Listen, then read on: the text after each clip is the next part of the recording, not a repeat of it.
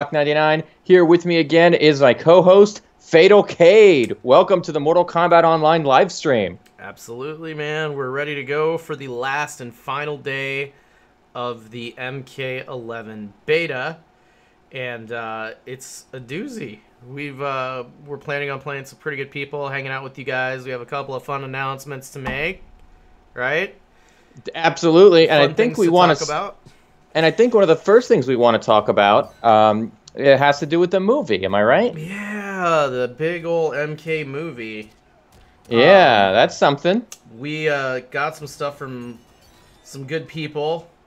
That is pretty good stuff. So I guess I will let you go ahead and share what we have here. I didn't actually get a photo of it, but I guess I could put that up there, right? You know what? I think that photo is freaking awesome. I think we have to put it up there. Okay. So before we even say what it is, yeah, let's get that queued up. Do you need me to send you anything? No, I can go ahead and access it here. Give me just a second and I'll get that. We'll put it up on the stream. Okay, perfect. But we have some more updates regarding the movie, which is going to be pretty mind-blowing. Yeah. So, yeah, we're pretty excited about this stuff. It's pretty awesome. Dude, I'm so excited that there's actually, for the first time, real, tangible progress being made here on an actual Mortal Kombat movie. Who would have thought after all this time? Yeah. It looks like it's going to film, I think, around September or October is what we were told, maybe. But yeah, it's going to be pretty awesome. Yeah, I did see that. I think September stands out in my mind. Mm-hmm.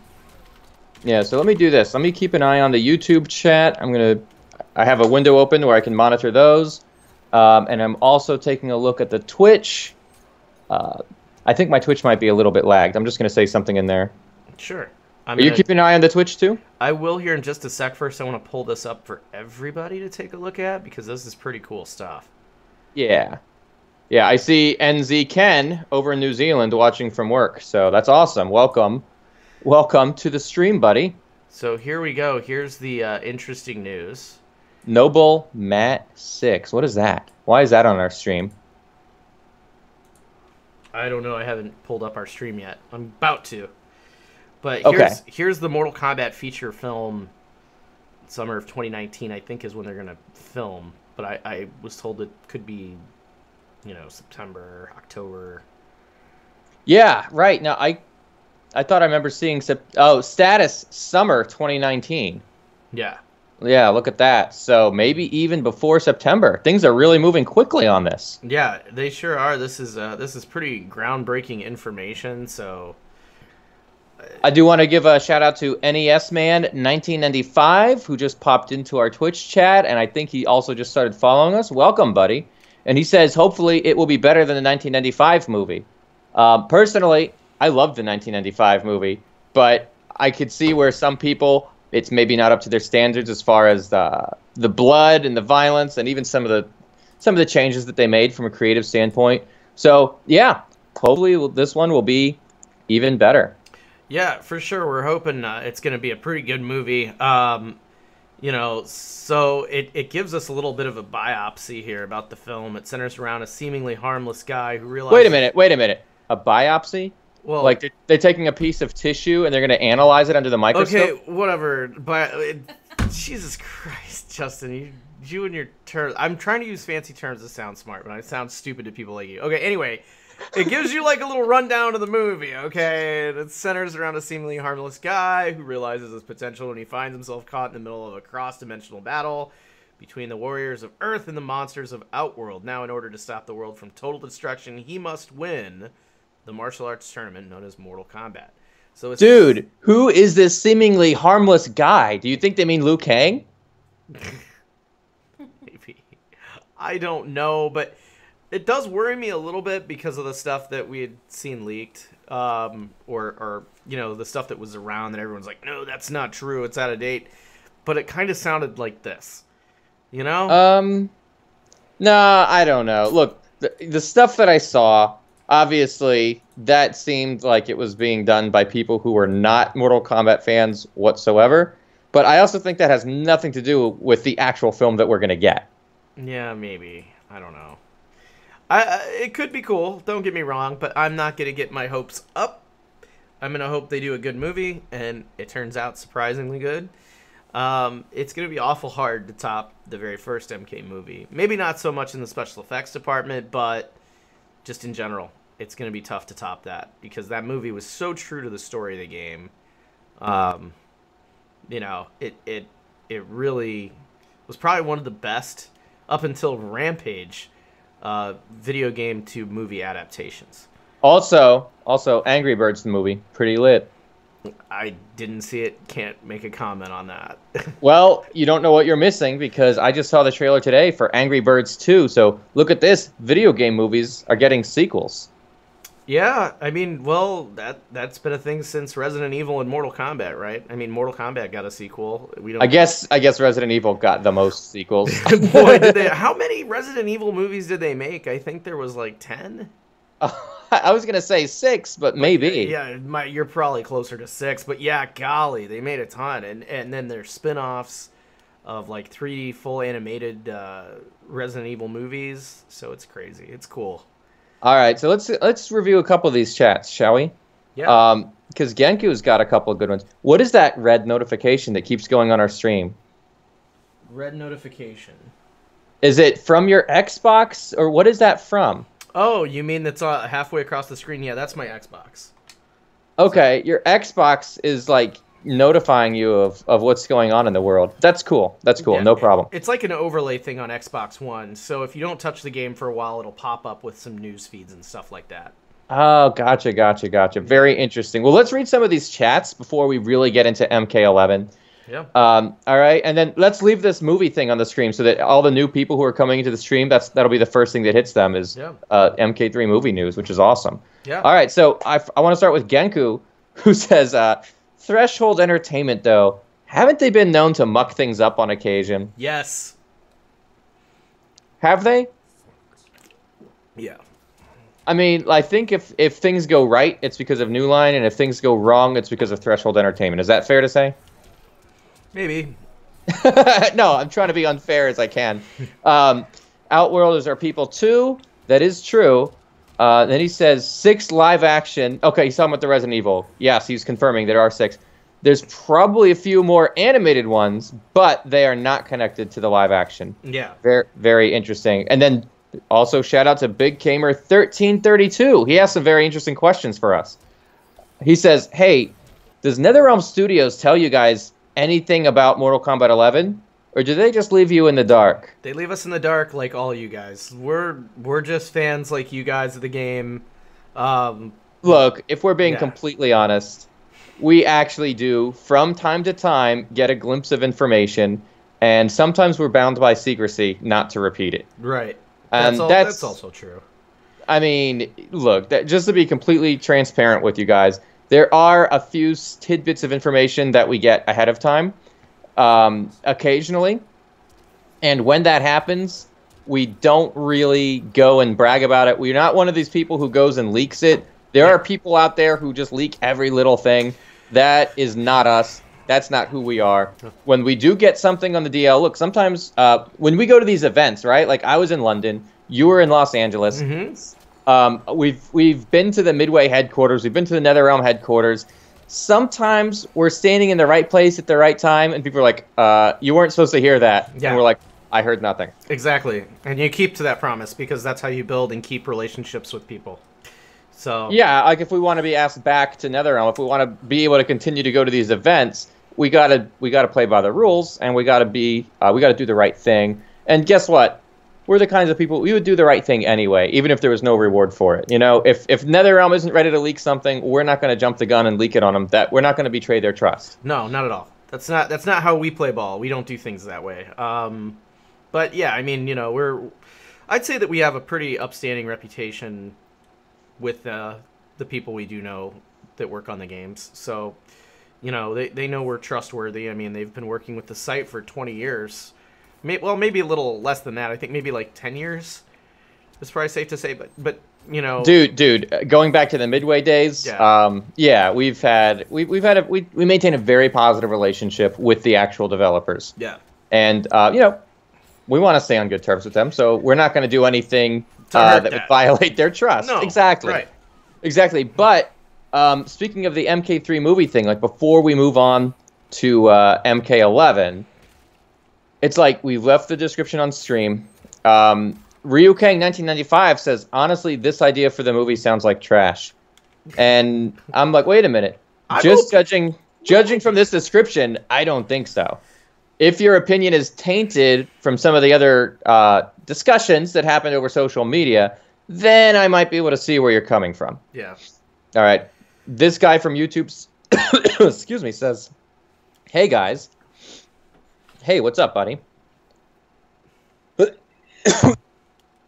Excuse you. Sorry about that. Bless you. Trying to hit the mute button anytime I have a cough. It's okay. All right, so I think this MK3 movie or this MK reboot, because if you look at the title, it's just called Mortal Kombat feature film. So it sounds to me like this is a reboot of the franchise. Yeah. Yeah. So looking at the description again, centers around a seemingly harmless guy who realizes his potential when he finds himself caught in the middle of a cross-dimensional battle between the warriors of Earth and the monsters of Outworld. Now, in order to stop the world from total destruction, he must win the martial arts tournament known as Mortal Kombat. Did you notice that they had those three words in a row? He must win. He must win. That's what I thought of, too, as Raiden. Nah, yeah, what if it's a Shao Kahn movie? What if Shao Kahn is he who must win? What if he becomes Shao Kahn? What if he secretly was Shao Kahn all along, but he was depowered and had his memory wiped, and he has to rediscover his identity? Hollywood, this guy knows everything about the MK lore. Give him a call if you want it to really make a good movie, because this guy would do it. We need a mocap cameo played by Carlos Pesina. That was this guy from YouTube. Oh, we've got a guy in the chat, James Walls. Welcome to the chat, James. Ryu Kang says, I hope they're not using the Cole Turner crap. Genku says it's a Johnny Cage movie. It could be. Ryu Kang says it would only work if the hero was Liu Kang. Could work. It could work if the guy's Johnny Cage. Yeah, it could work if it's Johnny Cage.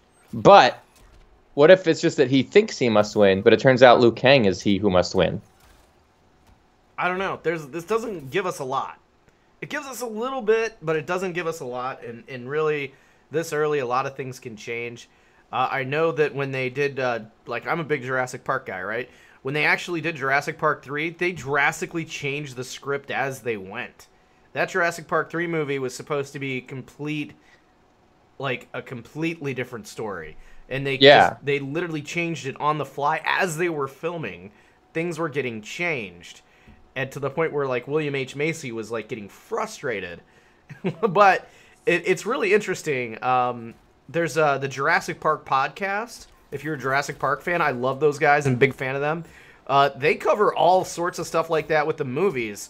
So a lot of this stuff you're seeing could fall into that same kind of ground where things could get changed as things happen. So don't take this information as, solid. It's definitely legit, but things can always change when production happens. The story could go completely in another direction.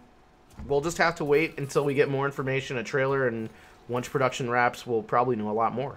I do want to give a thank you and a shout out to Alan Robinson over at Respawn Brewcade. Yep. So if anybody is near the city, well, I guess I should say the state of Georgia, and who's interested in going to Respawn Brewcade, make sure you check them out. I am actually going to link to their Twitter profile right here in the stream, and it's pretty ballin'. So next time I'm in Georgia, I'm definitely going. Oh, me too, man. Yeah, I've seen some pictures of the Brewcade that he's got up there, and I mean, this place is, it just looks amazing.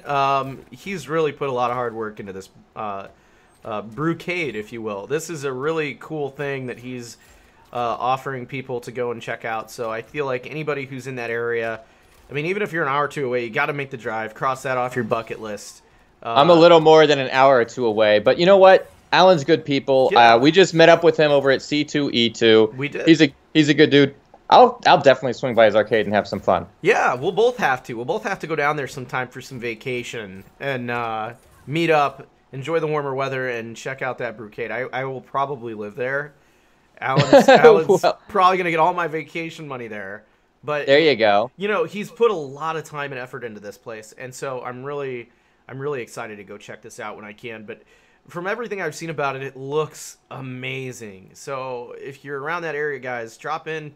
It is opening up in just a couple months. It's not just ready yet, but prepare yourself, as we in the Mortal Kombat community like to say. Yes. I did want to quote James again, because he has a good question. He says, "I want Nightwolf, Stryker, Sindel, Smoke, Shiva, Tanya, Cyrax, and Sector in Mortal Kombat 11." Now, Fatalkade, buddy, if you had to choose just one of those characters and say that that one is the most likely to return in MK11, who would you guess?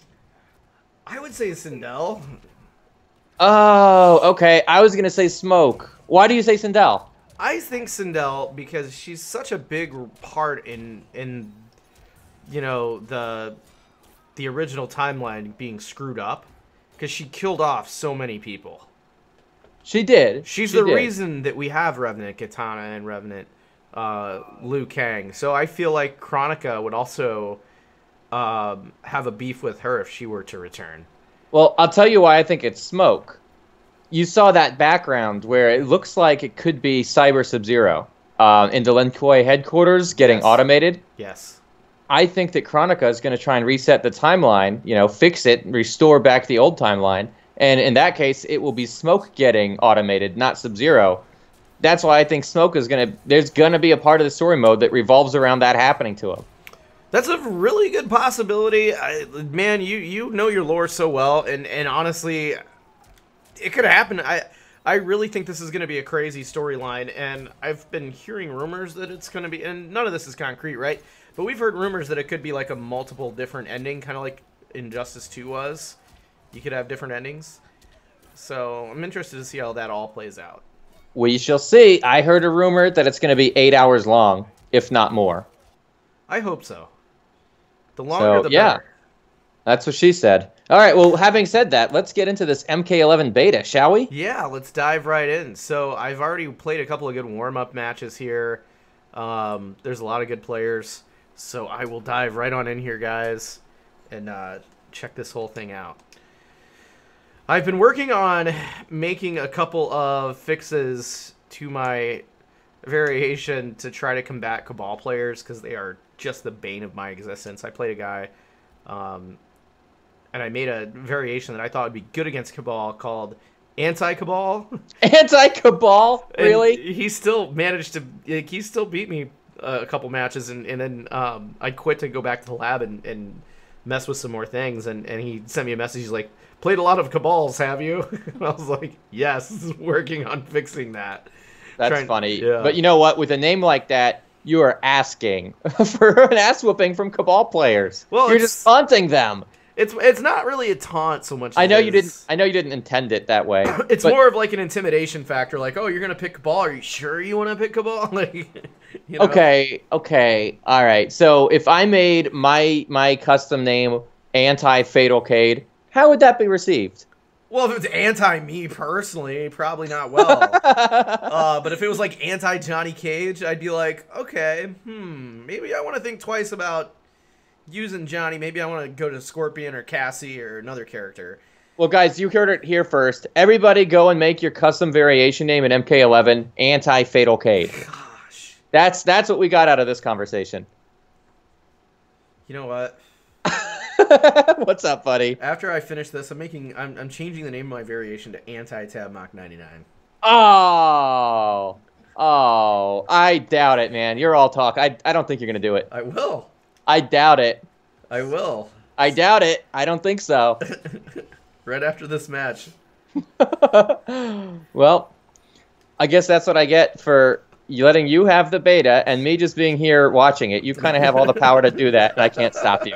So just a little that's what I get for taunting you. Little fun revenge. That's right. But remember, I'm in Shang Tsung's throne room, and no one is going to tell me to vacate his throne. No. No, I don't have to worry about my blood soaking the sand here. No. You do not. All right, so let's take a look here. Goku, I'm reading Genku. Genku says Goku in MK11 is almost as laughable as Shaggy. They'd not only have to acquire the rights to use Goku, but they'd have to implement him in such a way that appeals to fans of both Mortal Kombat and Dragon Ball in a way that doesn't offend the other fan base. Yeah. Yeah, that is a tough one to pull off. That really is. Yeah. I feel like they could do it. They could get away with a DC crossover. They could get away with another video game crossover, but anime, I don't think that's going to work. I don't think that would be a good idea because there's too many Mortal Kombat fans who really don't care about anime. You know what I mean? Right. I mean, of course, there's some overlap there, just like there's going to be like wrestling fans, but you wouldn't necessarily want to put a wrestler in there either. Right. Then again, they did put Johnny Cage in a wrestling game, so I don't know. Yeah. You saw that, right? WWE Immortals? Yeah, I did. Did you download the game? Did you play as Johnny Cage in it? No, actually, I never did. It's just. But you saw the trailer. It was pretty badass. Yeah, the trailer looked pretty fun. He looked like he was pretty cool to play as. Yeah. I feel like they took his exact MK Mobile model, though, didn't they? I don't think so. It felt modified somehow to me. Okay.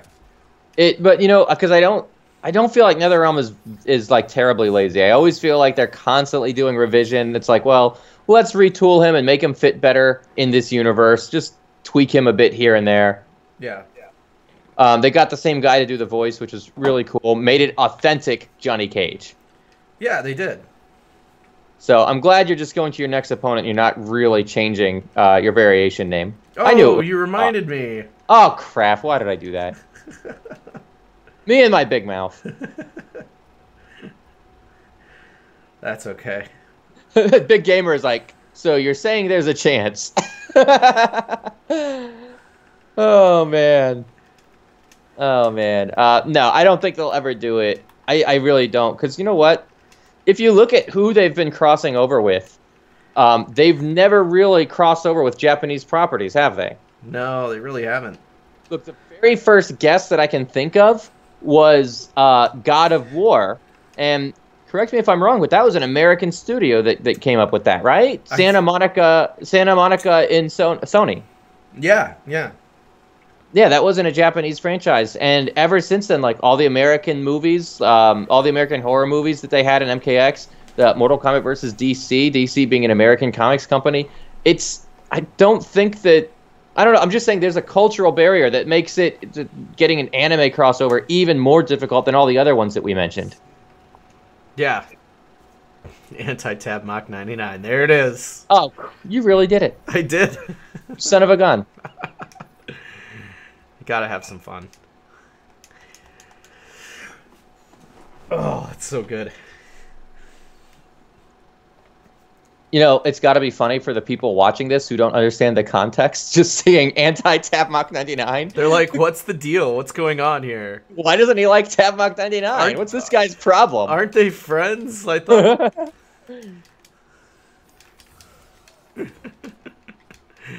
Oh, that's great. And I know as soon as you get the game, you'll have an anti-Fatalkade variation. Maybe. You should, and then we could play against each other on the PC version. And then we could take our MK2 competitiveness and MK1 competitiveness over to MK11. Absolutely. Dude, the competitiveness is real. Yeah, it is. Genku is like PC. Did someone say PC? Yeah, Genku. I'm getting the Steam version, and Fatalkade is getting the Steam version too, just to be able to play against me. Yeah. Oh, yeah. I'll be getting it on all platforms over time. Every single platform, dude. You are a hardcore fan. You really are. I get them on. I think I got all of them on every platform that I can eventually. Yeah, including the actual arcade machines. You lucky son of a gun. Yeah, I have the arcade machines. It's true. You've got MK2, the arcade cabinet. You've got an Ultimate MK3 arcade cabinet. You've even got one of those ultra rare MK4 cabinets. I do, actually, and I love my MK4 cab. Yeah, I've got a MAME cabinet, and I run all those. I run all those games too. But man, you have the real deal. Yeah, it's fun. They are a lot of fun to play. An MK4 on a cabinet is definitely different from the MAME version. I mean, as far as everything, because MAME doesn't have it completely perfectly ported. No, not yet. But I also have some other non-MK cabinets like NFL Blitz and Hydro Thunder, and those are a lot of fun to play too. Yeah, they really are. I think they use the same board as MK4, don't they? I think Blitz does. You know, I think MK4 uses a Zeus chip, and I think there was only one other game that was planning on using the Zeus chip, and I don't think it was Blitz. Oh, Blitz. The actual name escapes me at the moment. Okay. Oh, hey, Genku is going to get one of those arcade 1-up versions, the one with 1, 2, and Ultimate 3. I'll probably grab one of those too over time.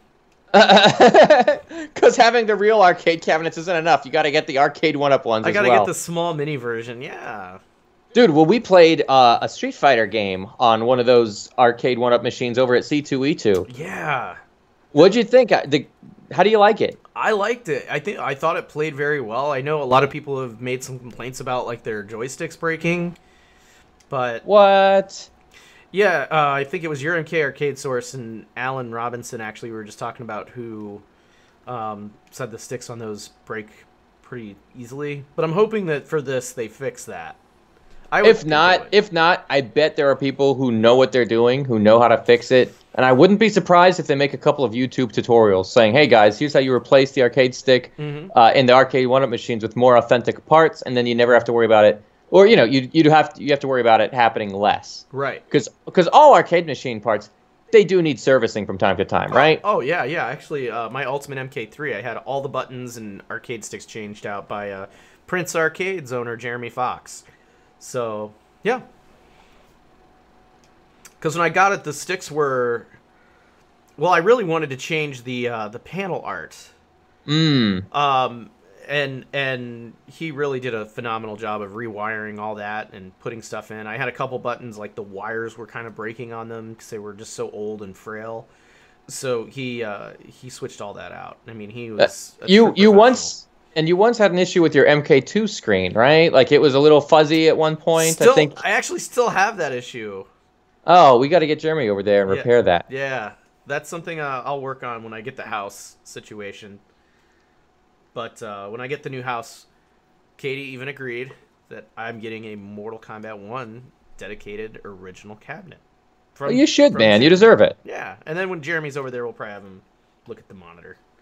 Yeah, that's right. Get it all done together. Yep. Good call.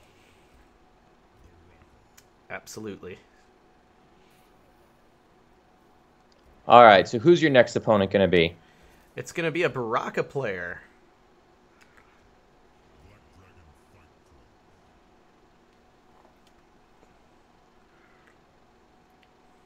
Feel and Dangerous is my opponent here. He's got a pretty cool looking Baraka.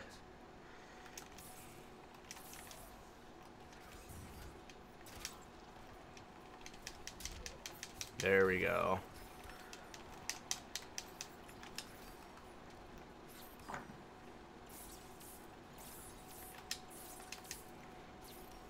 I really like Baraka's design here in this game. Yeah, boy, doesn't he look mean? I mean, I just love that. I mean, he legit looks intimidating. So, Big Gamer 1332 is asking a question about Deadpool, and I see Genku tried to explain it, but let's go over that a little bit. Big Gamer 1332 was asking, how about Deadpool in MK11? Is he possible? Now, you're a big Deadpool fan. In fact, I think I have a picture of you. I think there's a picture of both of us from Deadpool at last year's C2E2, isn't there? Yeah, we had a lot of fun with the Deadpool poster there. Yeah, we really did, with that Ryan Reynolds cardboard cutout. So we're pretty big Deadpool fans here, so I'm glad you asked about him. But basically what Genku said is correct. It's going to be very difficult to get their parent companies to cooperate with each other. Yeah, that's the problem. The thing is, Mortal Kombat is owned by, ultimately, Warner Brothers. DC Comics, owned ultimately by Warner Brothers. Deadpool is owned by Marvel, which is owned by Disney. So you're to try to get Disney and Warner Brothers to cooperate on something like this, not very likely. Yeah. It's much, much, much easier to get a DC character in here because remember, they did Mortal Kombat versus DC, so there's already a history there. We've already seen the Mortal Kombat guests cross over into the Injustice titles, and even a couple other titles that were not Injustice. We've seen Kano in one of those Arkham games. There's a cameo in one scene.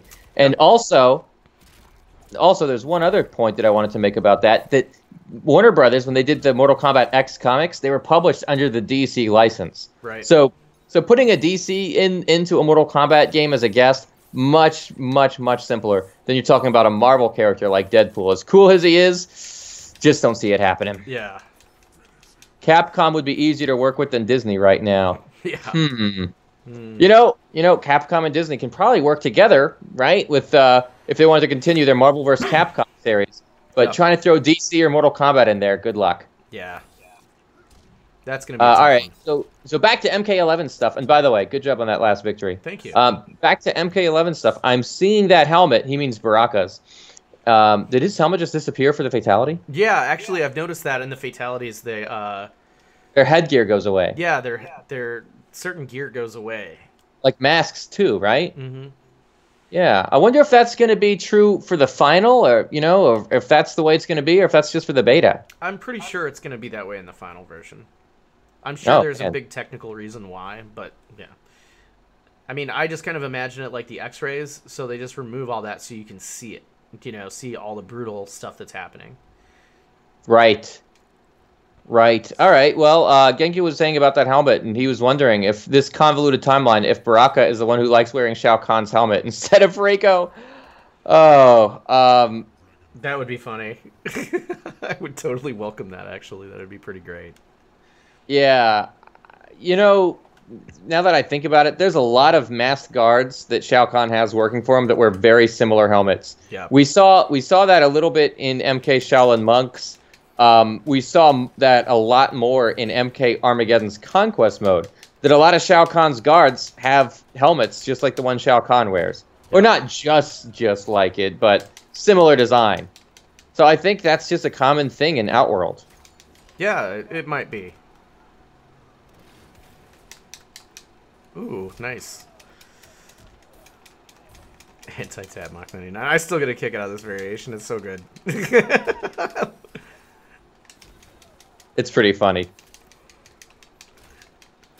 I'm sure we can come up with some pretty great variation names over time, too. That's what I get for suggesting that everyone makes their username Anti-Fatalkade, which everybody should totally do, especially now. Especially now. Especially now. Yeah, go for it. Anti-Fatalkade, and then, oh boy, if there's an actual match between you and an Anti-Fatalkader out there, I can't wait. It's going to be good. It's going to be good stuff. Yeah. Yeah, we'll have to put that on record. Oh, for sure. That'd be too funny. So what do you think about Ryu and MK11? Any chance or nah? Nah. I don't think Capcom's going to allow their fighters to get killed. Probably not. I did want to give a shout out to Survived Combatants who just came into the live stream. Hola, amigo. Ooh. Busting out my Spanglish there. You see what I did? Yeah, Survived Combatants, cool people. I was really excited he got to debut that trailer on his YouTube channel, which was awesome. So thank you again for doing that, my man. Yeah, he recently hit 500 subscribers on YouTube. So if you guys are watching on our YouTube, check out the Survived Combatants channel. He puts out a lot of content. Very fun to watch. Very entertaining.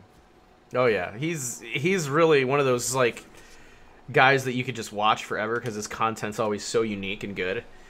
Yeah, after C2E2, we were like hanging out with the MK11 panel one day and with the Combat Cast one day. And then at night, we would just go and watch the Survived Combatants live stream. It was great. Yeah. Yeah, it was a lot of fun. I remember we were in there watching him. He's always got some pretty good stuff. And when I get free time, which sadly I don't have a lot of, but when I do get it, I like to watch his stuff. Him and the Nethercast are two guys that I enjoy personally watching on YouTube because their content's always just so much fun, and it's so off the cuff. It's not scripted. I mean, these are guys who are just genuine like fans, you know. So Genku has a lore-related question, so I really want to dive into this one. Sure. All right. Oh, wait a minute. Before we get to that, Big Gamer 1332 says the blood in MK11 looks like ketchup. What? Do you think so? No, I think it looks more artsy though. I love actually the new effects on the blood. It really looks like art. You know, as Ed said, like, you don't want to sound sick or anything, but it's like you could almost put it on your wall, you know, with how artistic the blood looks. And they worked really hard on the system for the blood in this game. I remember an interview where Ed was talking about how frustratingly difficult it was to get the blood to look the way it does. I know they did a lot of work to make it look a certain way. I don't know if it looks like ketchup or now what this guy from YouTube is saying jam. I don't know. It just seems like, it seems awesome to me. Yeah. And, you know, I haven't really been impressed by the blood in MK in a long time because the shock value wore off. Yeah. Right? After the first 3 games, it's like, okay, it's blood. But it's finally getting to that moment where it's like, oh, and it makes you notice it again here. Yeah. At least that's how I take it. Yeah, me too. It's really a nice prosthetic. Like, it's a nice looking addition. So, hey, what's up, Albanian Andy? Welcome to the Mortal Kombat Online live stream. All right, now let me get into Genku's comment about the discussion topic, because this is something I really want to do a deep dive. All right, so here's a nice discussion topic. What's the most annoying story-related thing in MK? To me, the most annoying stuff was actually in MKX when they tried to forcibly retcon Devora into the scene where the Shaolin monks had to rescue their masters from captivity. Interesting. All right, I gotta say, like, stuff like that, I'm actually okay with. Trying to take a character, like a new character, and trying to make it seem like, hey, they were there all along. That's how Mortal Kombat does things. Yeah. They constantly will. Like when they made Shinnok and Quan Chi, it's like, well, by the way, he was actually sort of responsible for the Scorpion and Sub-Zero feud that you've known about for the last 3 games. Right. You know, when they introduced Onaga, it's like, well, he was actually the ruler of Outworld a long, long time ago. Trust us. So that's part and parcel for Mortal Kombat. When you introduce a new character, try to weave them in such a way that they've been there from the get-go. Right. I like that. But the most annoying story-related thing, and I do need a minute to really kind of collect my thoughts on this, because the MK story is huge, and it's one of the best parts about the game. To be perfectly frank, Mortal Kombat was the first fighting game to really take the story seriously. They have from the very first title, when they knew that it could be packaged well as a comic book. They knew that it would work well as a movie adaptation. They invented story mode, which now basically every fighting game is starting to do, or more fighting games are starting to do now. Right. So Mortal Kombat really sets the gold standard as far as fighting game storylines go.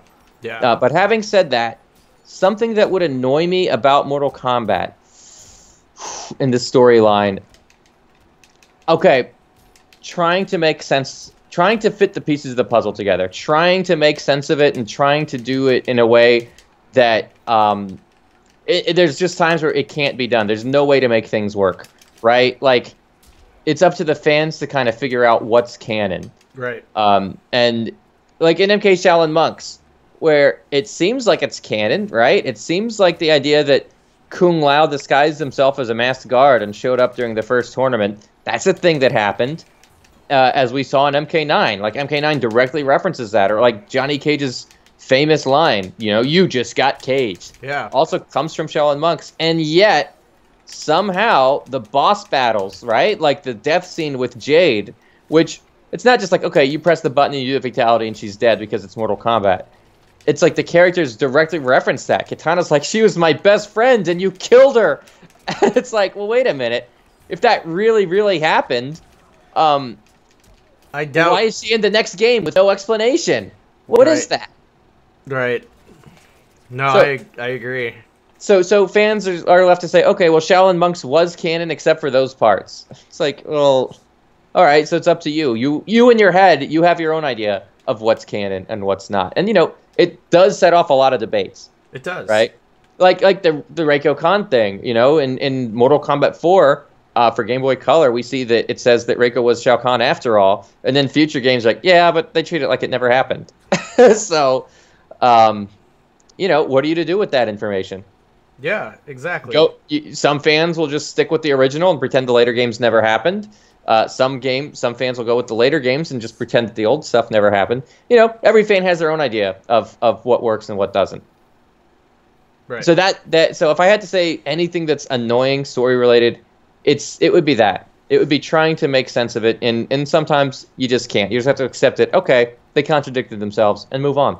Exactly. Michael Rogers over on our YouTube says the most annoying thing about the story to him is when Sindel killed everyone. Now, we were just talking about that earlier. Yeah, we were. Dude, she is powerful. She is really super powerful. Her scream, I don't know, it kind of reminds me of that show, The Gifted, where that girl Riva has also like a banshee scream. And I mean, when she starts raising her voice, everybody in the building is going to fall down. Yeah. So that's the kind of power that someone like Sindel has. She is definitely a force to be reckoned with, and I like that they finally, in that game, I mean, it does suck that a lot of good characters died, but man, it showed how seriously powerful she is.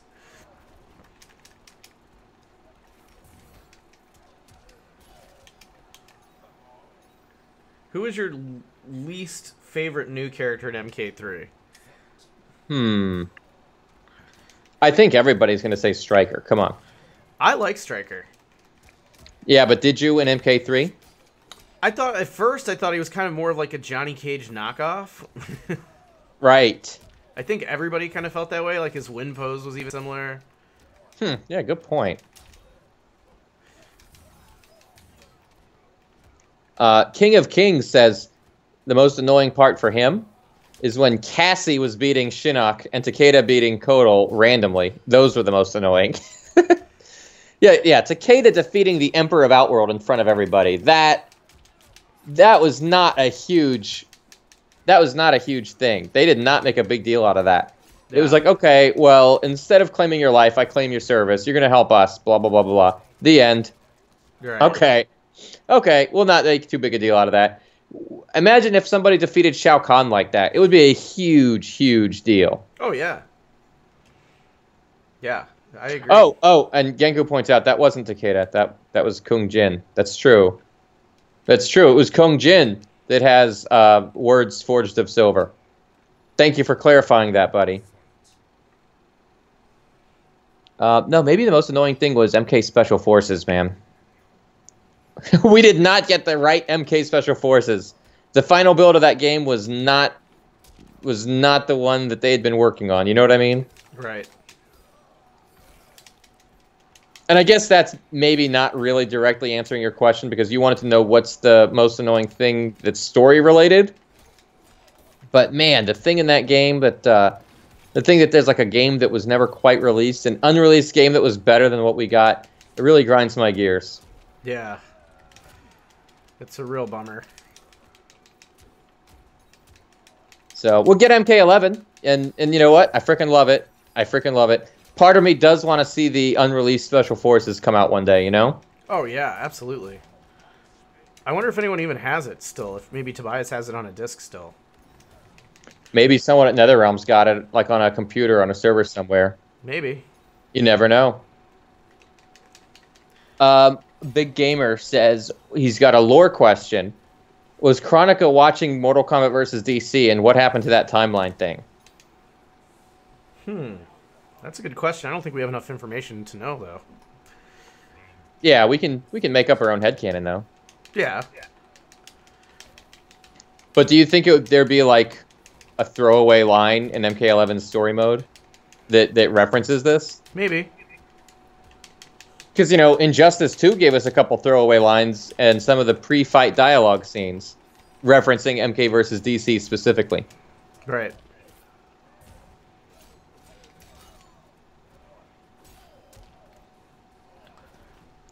And, you know, also in MK9, you remember that Raiden had that one throwaway line that directly referred to Mortal Kombat mythologies? Yeah. So the NetherRealms team, they don't forget this stuff. When they're developing the story, they're constantly thinking about these things and figuring out a way to weave it into the story mode somewhere. Genku says, I'm sure there'll be intro dialogue with Shao Kahn and Raiden that might reference it. Yeah, could you imagine? Like, what's going on with you, Shao Kahn? Are you becoming Dark Khan again? Yeah. Shao Kahn will be like, why, I have no idea what you're talking about. I am Shao Kahn. Yeah. Dark Khan has a nice ring to it. Thanks for the idea, Raiden. Yeah. So, yeah, Big Gamer, you never know, man. They might try to figure out a way to try to give a little nod to MK versus DC. And who knows? They might make a Mortal Kombat versus DC 2 someday. This could be a real thing. I mean, I don't know. They really could. I mean, especially with the new graphics and everything, it could be an interesting game. You know, but they're kind of similar already in their fighting style, so it could work. But I'd like to see them like make it really zany and, you know, take it to another level. Yeah. Yeah. I thought it was pretty zany the first time. Yeah. Everyone was like, what the heck is Batman doing fighting Sub-Zero? Like, I remember all the MK fans were up in arms about it, including me. Right? And then I saw it, and I was like, you know what, it could work. And turns out it actually was a pretty good game when it came out. I mean, I think gameplay-wise, there's a lot about Mortal Kombat versus DC that I really do like. There's a lot that really does hold up. I love the fact that you can do a special move and then like press the right button combination at the right time, and then bam, they do like an enhanced version of it. Right. I freaking love that. I think that added a level of depth to the fighting engine that was just amazing. So well done. I didn't really care for some of the test your might stuff or like free fall combat, close combat. I thought free fall combat was actually kind of cool. Yeah, I did. I liked it. It was different to me. You know, it was fun at first, but if you play it a lot, yeah, you kind of start to hate it after a while. So, if there was a way to play a version of that game with those things disabled, it would be like the perfect game to me. Yeah. And Albanian Andy says that the story was weak, but the gameplay was top notch back then. I don't think the story was weak. I think that Mortal Kombat versus DC created the story mode that's now become the gold standard that MK9, MKX, and MK11, as well as other fighting games. Oh yeah, well, Injustice and Injustice 2, but even stuff like Street Fighter now, that they're kind of emulating the NetherRealm Studios model. I think Mortal Kombat vs. DC invented that story mode, and for that reason, I don't think the story was weak at all. I think it was great. I would have to agree. It's not for everybody though, and I get that. Like, right. Yeah, like to me, it was a good way to merge the Mortal Kombat and the DC Comics universes. I thought that that's a very good, like, comic booky explanation for what was going on, you know? Right. So, Genku says there were a lot of precursors in MK versus DC that we came to appreciate in MK9 and MKX. Yes. Yes, exactly. And King of Kings over on our YouTube says that there is a reference to MK versus DC in Injustice 2 with Raiden's and Sub-Zero's dialogue intros. And that is true. MK11 has an intro between Raiden and Sub-Zero referencing Injustice 2. Yeah. So look at that. Injustice 2 referenced MK versus DC. MK11 might reference Injustice 2. There you go. Yeah, they can have a lot of fun with that stuff, too. I mean, yeah, if MK11 is going to treat it like it happened, that's freaking awesome. Oh, I agree. Albanian Andy says he does agree that stuff was cool, but still, the script for MK vs. DC felt a bit uninspired, especially with that whole rage. Yeah, the rage thing was really, it reminded me of the aggressive meter from Trilogy, right? From a gameplay standpoint, absolutely. Yeah. But also, I think what he's kind of referring to is, like, why did Captain Marvel or Shazam go crazy? Why was Sonya going crazy? And it's like, well, some people are just susceptible to the rage, which is like the evil energy flowing from Dark Khan, affecting fighters of both universes. And also giving the Joker superpowers, so making it so that he could go toe-to-toe with Superman. Yeah. Yeah, it's just one explanation for anything and everything.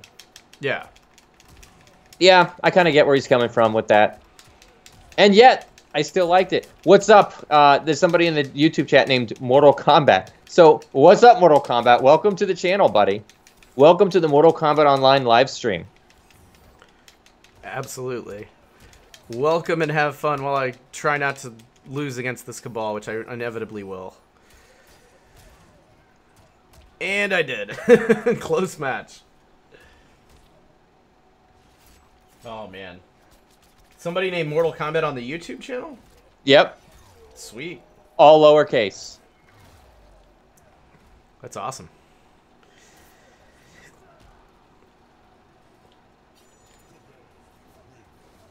Whew. I'm going to have to find my next opponent here. You should. Yeah. Try to give everybody a chance to try to get as many of these players on as I can. I showcase their skills. There's so many good people on this. It's intense.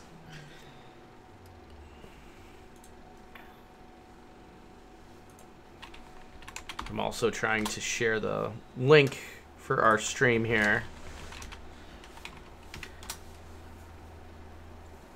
Yeah, me too.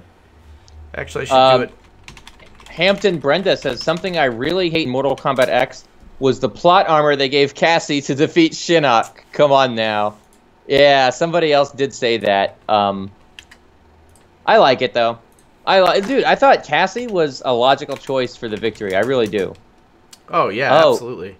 Look at this. Confrontation Universe somebody just linked us. Wait, let me check who that was.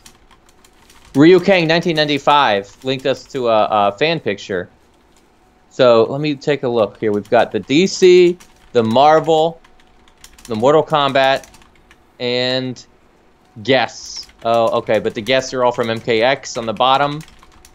Oh, wait, we got Shredder, Spawn, Rorschach, Darth Vader, and Neo. Dude. Somebody could make that in Mugen, you know. That's also true. Wouldn't surprise me if somebody actually had. You know what? I'm going to take that link and also throw it up in the YouTube, just so that people there can kind of see what I'm talking about. Oh, absolutely.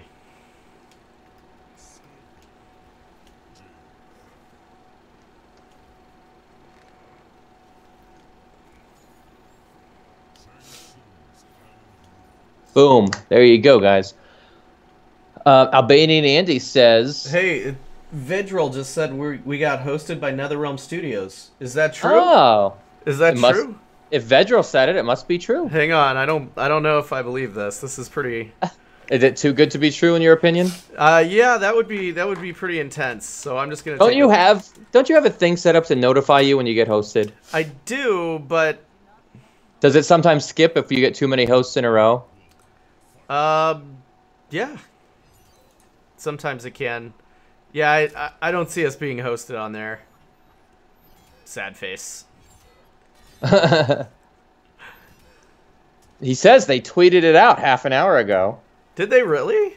Oh, look at that. I'm going to have to check Twitter now.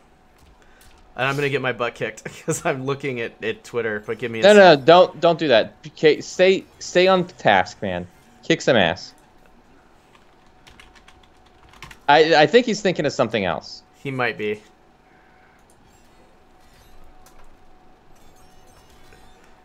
It's okay, I'm going to lose this game anyway, so I'll just let this guy get a warm-up against me. Alright, so Genku says, presuming there weren't legal hurdles, Marvel would probably instill the same restrictions for the most popular heroes that DC had, so we'd just end up with another T-rated crossover, and nobody wants another T-rated MK game. Dude, let me ask you this. Obviously, characters like Deadpool would be okay with the violent game, right? Yeah, you would think so. Do you think if there was a game with like Captain America and Spider-Man and Hulk in like a Mortal Kombat title and it was T-rated, would you buy it? Yeah, I mean, maybe. You know, I'm a big Mortal Kombat fan, so anything with a title on there, I would probably. You'd probably buy it. You could probably accept a T-rated MK title once in a while, right? Like once a decade, maybe. Yeah. I mean, it's such a far-fetched thing to expect it to ever happen. Right. No. But yeah, it would be nice. Yeah. It'd be nice, dude. Honestly, like, some of the fatalities or the heroic brutalities in Mortal Kombat versus DC, they were fine. They weren't over the top like MKX. But the idea that Superman pounds someone into the ground and they're, like, still twitching afterwards, that kind of makes it worse. And Scorpion's fatality, the Toasty, honestly, it seemed fine. It was great as far as I'm concerned. Maybe even better than some of the MKX versions of it. You know, it was toned down, the gore, but somehow, some way, less is more. I agree. I mean, once in a while. I'm not saying every MK game needs to be like that, but once in a while, it's fine. Yeah. Anyway, I haven't seen any discussions like that. I don't think anything like that's happening. So what are we even talking about, you know? Yeah, I mean, we don't know. The MK versus DC version of the Toasty fatality looked about on par with the MK1 version. Yeah, but in high definition, and it looked great. But yeah, like gore-wise. Okay, and then Ryukang says maybe if they did it, they could do like a blood and gore edition, similar to the way they did with the X-Men Origins Wolverine game. What do you think about that? Having like a regular version and then having like a blood and gore edition? I mean, they still wouldn't be able to kill anybody. I mean, I feel like Marvel would be way more okay with characters they own dying than DC. Right. I mean, DC's really got itself into a platform with a much younger audience, where Marvel is more of an adult-oriented audience. So I think that's the issue at hand.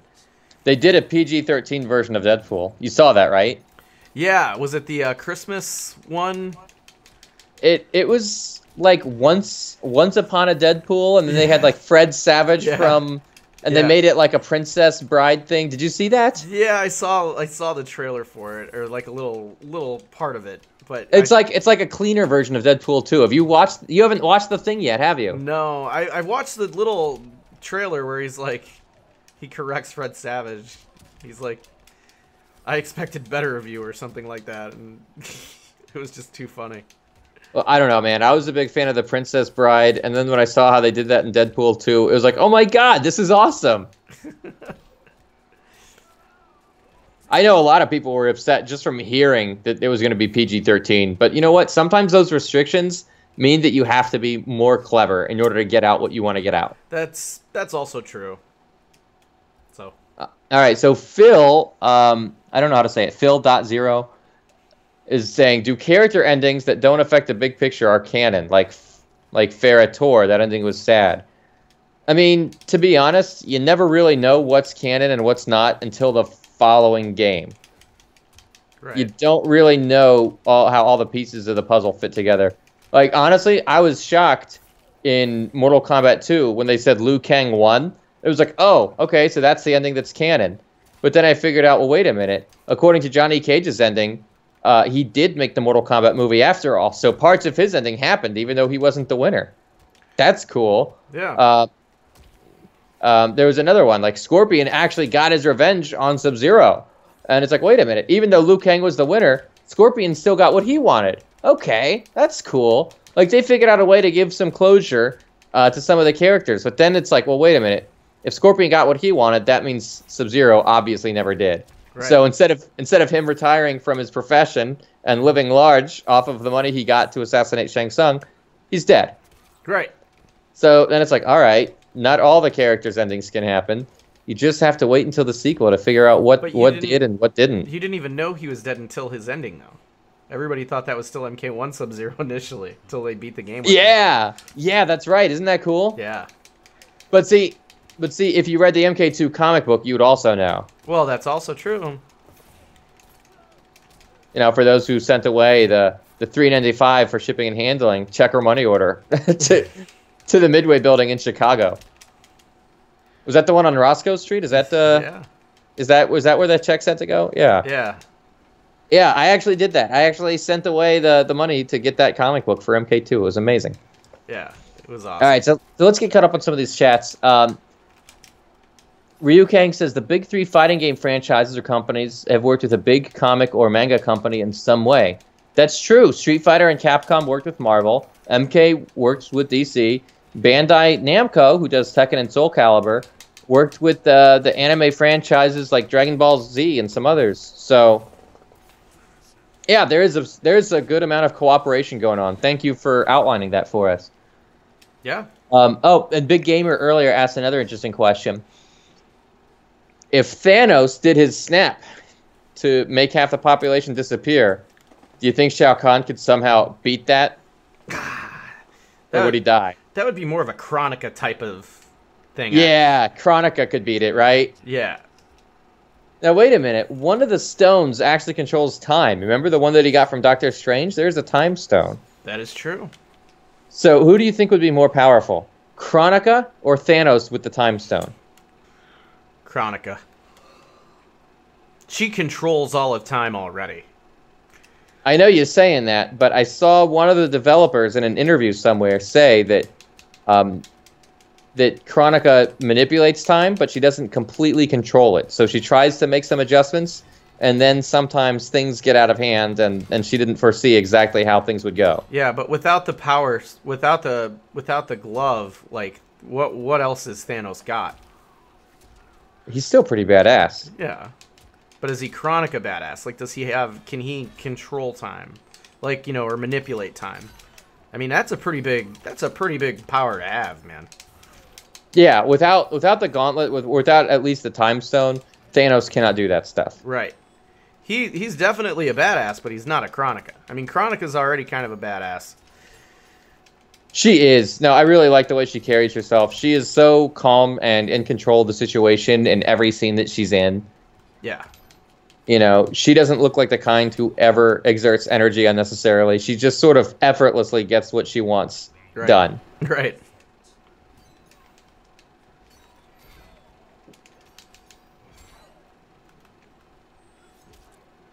There we go. Whew. So I gotta say, this is a pretty smooth stream, my dude. Thank you. I'm focusing on trying to take down this Jade player. It's really good.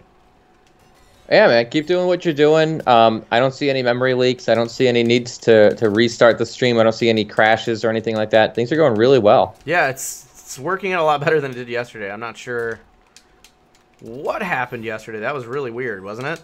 I've never had that issue in streaming on XSplit or OBS. Yeah, and I don't think it's going to happen again tonight either. Yeah, I think we're in the clear. All right, so a couple questions for you. Couple questions. Ooh. Tamalipas956 wants to know, how's the beta feeling? How's the beta feeling, Fatal? It feels great. The gameplay is really good. It's like Mortal Kombat 2 with combos. You know, like there's no run button, so you really have to figure out how to get inside, and there's a lot of patience. Rounds last a lot longer. It's a lot of waiting for people to make a mistake. It's really, really strategical. It's very surgical, and I love that. The netcode is amazing. I played with MK Dan, who was out in Luxembourg, and I live here in Chicago. We played several matches together. We had no lag at all. It was as good as him sitting next to me playing the game. Dude, that is freaking incredible. Yeah. And Phil.0 over in the YouTube wants to know, what edition of the game did you guys pre-order? Well, what edition did you get? Got the collector's edition. Oh, so you got the Scorpion Mask edition? Yeah. How did you manage to pull that off? You know, maybe I didn't. Oh. Maybe I didn't. What's the one just below collector's edition? Is it the premium? Is that what it's called? It's the premium edition. Yeah, that's what I got. Yeah, I definitely pre-ordered it because I really want to play as Shao Kahn.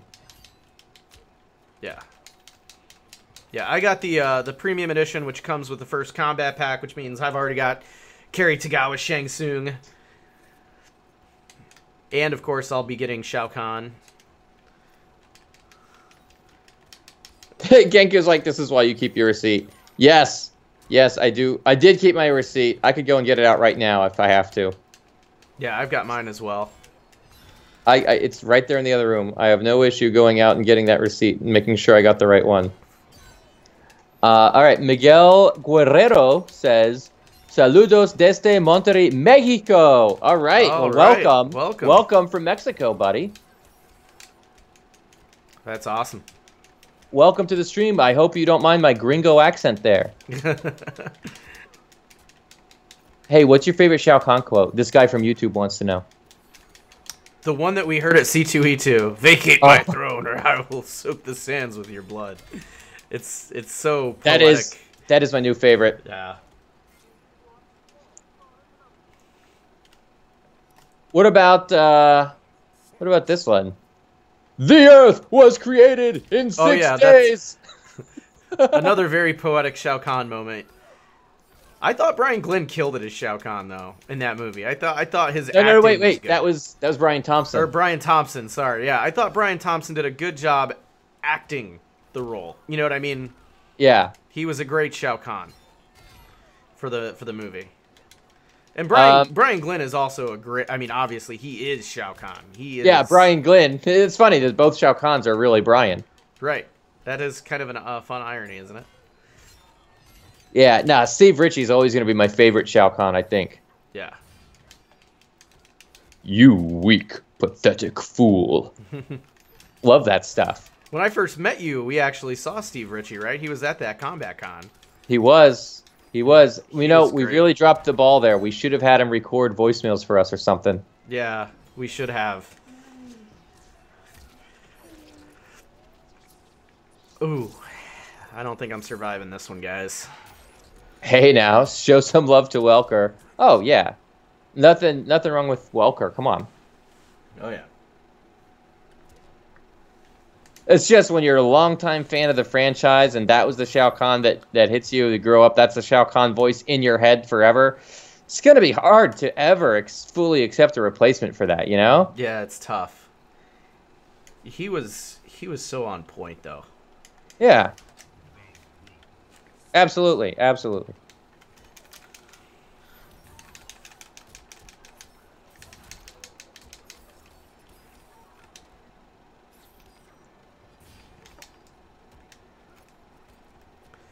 All right, I'm doing some work here. I'm tired of getting beat up here by this really good Jade player. See, there's a lot of patience in the gameplay. You really have to wait for those moments. If you can keep throwing your opponent, they're going to panic and they're going to block less, which means you're going to open them up a little bit more. Definitely. Which is what I'm totally trying to do. That's my whole game plan here with this Jade. Get in, make a lot of throws every time that I see them block. Just throw, and then they're going to be like, wait, I can't block anymore because I'm going to get thrown.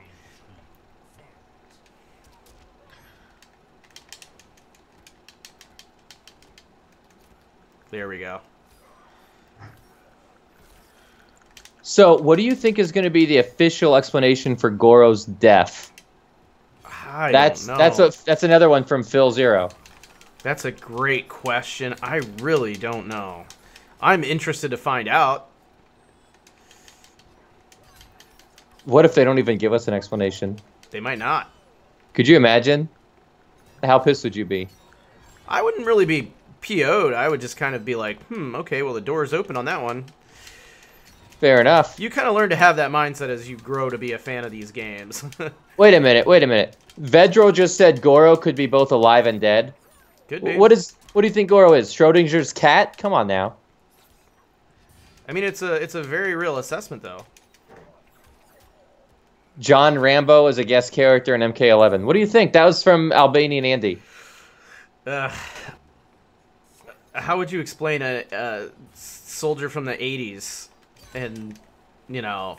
Time travel. Well, something maybe with Chronica. I mean, you could. I guess you could. I mean, Chronica is involved with time, right? But that would surely not be something if Chronica's doing...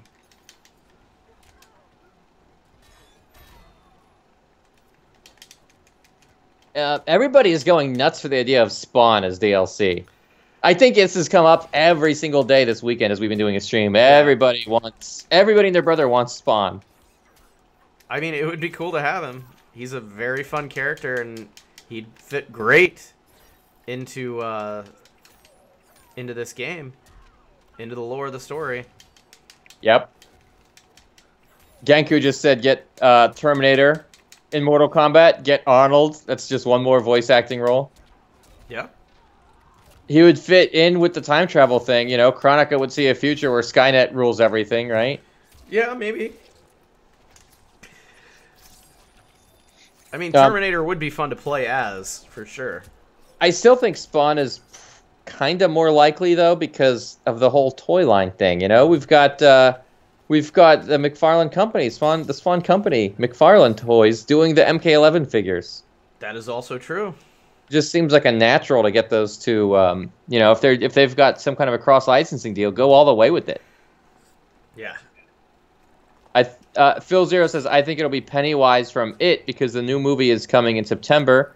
That would be good marketing. It's funny because Albany and Andy just made a similar comment over in the Twitch saying if Rambo 5 is coming out, that would be good enough reason to throw Rambo in there. It's like, yeah, everyone just throws a DLC character into MK11 to promote the new movie. Yeah. I wouldn't be surprised if we got a horror movie character, though. I mean, it's so popular. One though, they shouldn't do it like last time. Yeah, I mean, but it is so popular. I mean, not just even in MK. They've got horror movie characters making appearances in even Call of Duty. So, yeah, it's true. It's true. Ryu King is talking about that Blu-ray collection that has the Mortal Kombat and Spawn movies and Legacy Season 1.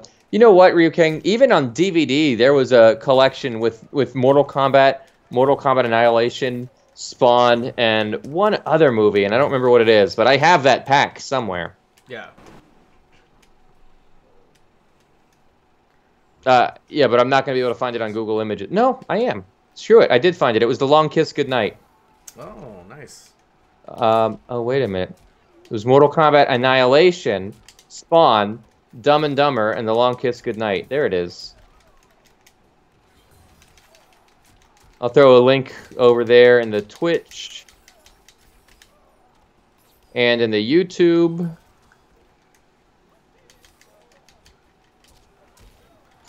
Big Gamer 1332 says, does anyone listen to rap music? Big Gamer, not only do we listen to rap music, but we will challenge you to a rap battle anytime, any place. You mean Tabmok99 will challenge you to a rap battle? You could rap battle him, dude. You'd be fine. No, I don't have those skills, man. That's all you. Yeah, well, if you give me a beat, I'll rap battle him right now. Speaking of rap, why don't they have a rapper for DLC? Like, why don't they throw Eminem in there? Or 21 Savage. Yeah? How many people do you think want to rip 21 Savage's head off anyway at this point? Gosh, I don't know. I think Eminem would be fun, though.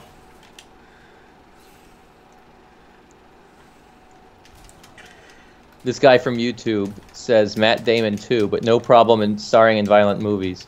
Oh, interesting. Oh, and there's a triple feature that has Mortal Kombat, Spawn, and Blade all on the DVD. Yeah, interesting stuff, man. Very interesting.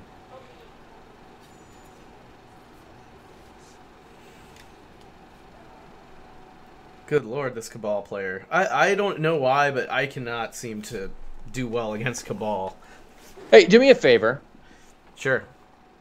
Be Baraka. Yeah, I don't know Baraka, but I'll try him after this game. You said that after the game was already loading. That's fine. That's fine. But the next one, I will. The next time you fight, the next time you fight Cabal, maybe you'll have better luck with him, even if you don't know him all that well. You're very good with Scorpion, but Cabal seems to be a weak point, and I think if you can learn a second character just as well as you learn Scorpion, you'll have it made. Maybe. You don't have a whole lot of time to learn him, since today's the last day of the beta. Right. Ryu Kang says there's irony in that DVD pack, the way they're included together, because Blade is Marvel, and MK did crossovers with DC. That's true. That is true, man. they kind of just pack all those movies together, and you don't even think about it. But that is 100% right. It's so funny to include a Marvel movie like Blade in with a Mortal Kombat title, considering the DC connection here.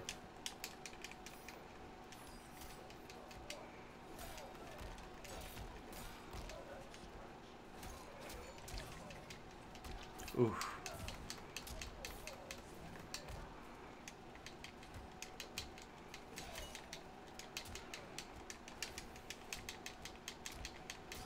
Good Lord.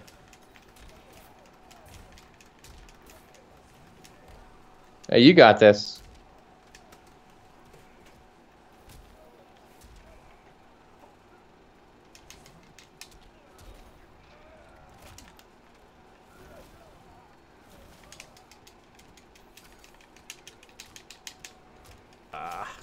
Almost. I almost made that comeback. Yeah, there was a chance. Indeed. It was pretty close, man. It could have gone either way. I think he's feeling a little lucky. Maybe. I should have tried to keep him in that corner here. Oh, That brutality was pretty sick, though. Yeah, those Cabal's brutalities are so good. And Vedra loves it because he's never seen that one before. Mm-hmm. He's got some cool ones for sure. And they only unlock 2 brutalities for each character, so you don't even know what's going to be out in the final version.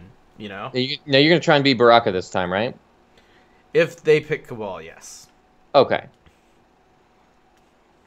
Phil Zero wants to know, why can't they add the Mortal Kombat theme to the games? It would be legendary. You know, he means the Techno Syndrome song by the Immortals. Yeah. What do you think? Would that fit? It could. Yeah, I think so. I mean, with the whole time travel thing, it would be funny. It would be funny to see a scene where the girls are wearing their old outfits and the women are, you know, because now they're all more covered up. It would be funny if they were like, wow, I can't believe we used to dress like that. Yeah, that would be a funny poke. Or it'd be funny if they had like the classic Mortal Kombat theme playing. Be like, dude, why did we all stop listening to this song? You're right. Like when you think about the time travel thing and they're all going back to the 90s, they could have so much fun with this. I hope they do. Oh yeah. If not, someone can clip out our ideas from just a minute ago and say this is how they should have done things. But Genki was right. There's probably a legal issue using some of that music. There might be.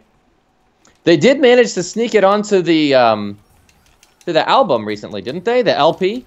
Yeah, they did actually. By Enjoy the Ride Records. Like, you can get the soundtrack on vinyl. And they included the Mortal Kombat theme song as a bonus track. I was shocked. I was shocked by that.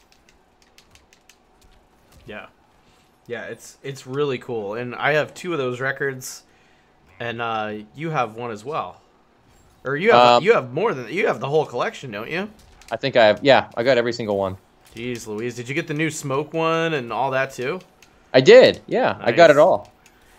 Man, that's awesome. Yeah, I got the MK1 and 2 one, and then I think I got the Sub-Zero Blue. Now see, I haven't actually put it on my record player, but Ryukang1985 says they had to use a remix of the theme. So, you know what? I want to hear that remix now. Yeah. Like, if it was just a classic song, I'd be like, I already have that on my iPod. My 5th generation iPod. I can still listen to it anytime I want. Oh, yeah. But if it's a remix, yeah. Maybe I should go dig that record out. Absolutely. I'm going to see something. So give me a sec. Because, you know, we heard rumors, right, that things were going to happen in the game.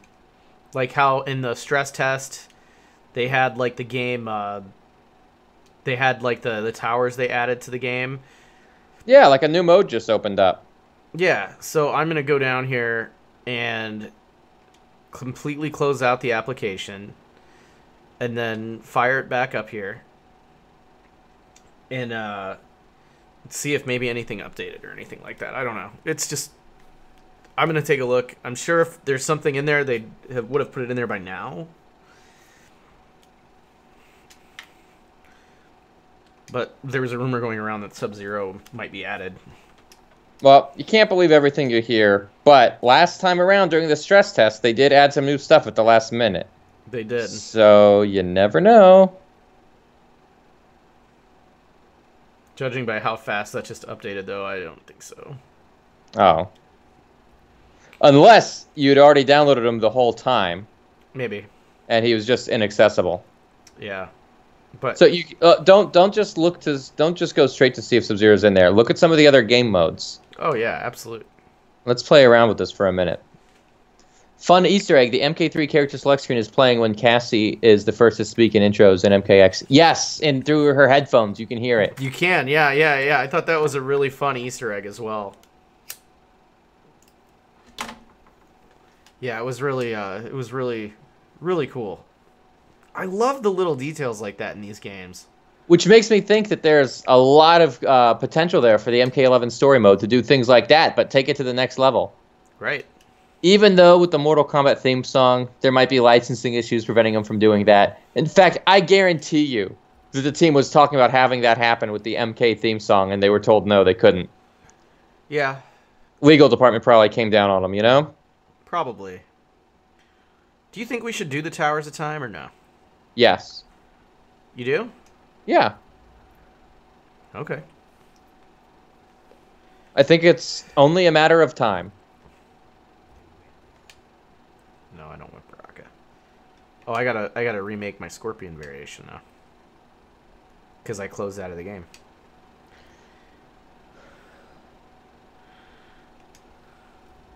Yeah, it's true. Unless you want to unless it's the Towers of Time and it's so easy, you don't need to bother with it. No, it's...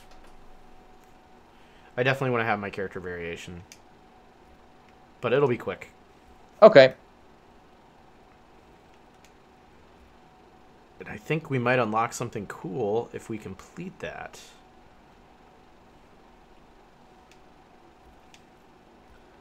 Maybe a cool announcement happens if you win. You're gonna win, aren't you? We'll see.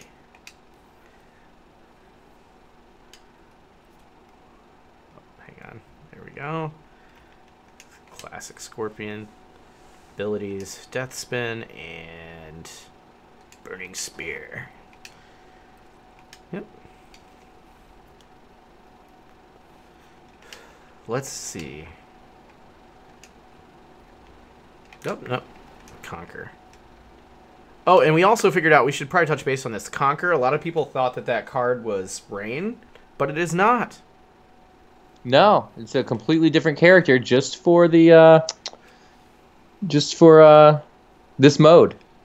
And he's the main character from the Crypt, right? Yeah, he's the main character. That's what we heard. That's what we heard someone say. Was it who said that? Was it Alan? Might have been. I don't know. I forget, but yeah, you can tell it is too from the design. Yeah, if you go back and you watch that Crypt video with Shang Tsung, and then you go back and you look at this card, you'll see it. Mm-hmm. Genku says he's surprised there's no Mixer stream this time around. What do you think after we shut down the official MK Online stream? Do you want to do like a Mixer thing just for Genku and share your controller with them? Does Genku not have the beta? I don't know. Genku, just tell me these things, my man. We're cool, man. We'll make it happen. He's on the PC, but yeah, that means technically you can share your Xbox with a PC user over Mixer somehow. Yeah, that's crazy. That's crazy to me. That's absolutely crazy to me. Genku, if you've got a PlayStation 4 or Xbox controller, you can totally do it. If you have a USB gamepad on your PC actually, at all, any USB Yep. gamepad works. I did that with Outworld in the stress test, so and a couple other folks as well, and they had a blast. Oh, and you did it with him too already. Oh, I did. Oh, you're right. I did. You know what? I did. You did it with so many people. I think you kind of forget. You opened up your controller to like tons and tons of people. I did. Yeah. I just let it go, and people were just going nuts. Yeah, I don't think you remember everybody who you shared it with, but that was awesome. Yeah. Well, it's just if I didn't. Dude, are you getting a flawless? Maybe. Dude, nice. Don't jinx me though. Ah, there it goes. I lost it. You jinxed me. No, it wasn't me. No, it wasn't me. I mean, the fact is, once you get a flawless on someone, their whole goal just becomes, well, let me land a hit on this guy. Yeah, exactly. So he doesn't get a double flawless. That's it. Right. All right, Federal says, so question for you. What character would surprise you most if they appeared in their roster? Joke characters aside. If they appeared in their roster, I think Noob was a big surprise initially. Yeah, no, but he's saying going forward, what would be a new surprise? I'm thinking on this one. Shinnok wouldn't surprise me at all at this point. No. Quan Chi would be a huge surprise. Quan Chi would, to a degree. But he wouldn't be a happy surprise. I think people would be like, again? I know. I do feel like that because he was sort of the mastermind last time around. Yeah. I don't think Garo would be an exciting surprise. I'm trying to think of who would be like an exciting, fun surprise. Oh, Naga, dude. I don't think he'll be... Motaro would be a fun one. I don't think characters like Onaga or Motaro will be just another slot on the roster. I feel like if they're going to be a former big bad like that, yeah, they're going to be DLC, you know? Yeah, for sure. Rain was DLC in MK9. You think there's any chance that he could come back? In the main roster? Either or. I think he'll be DLC. I don't think he's in the main roster, though.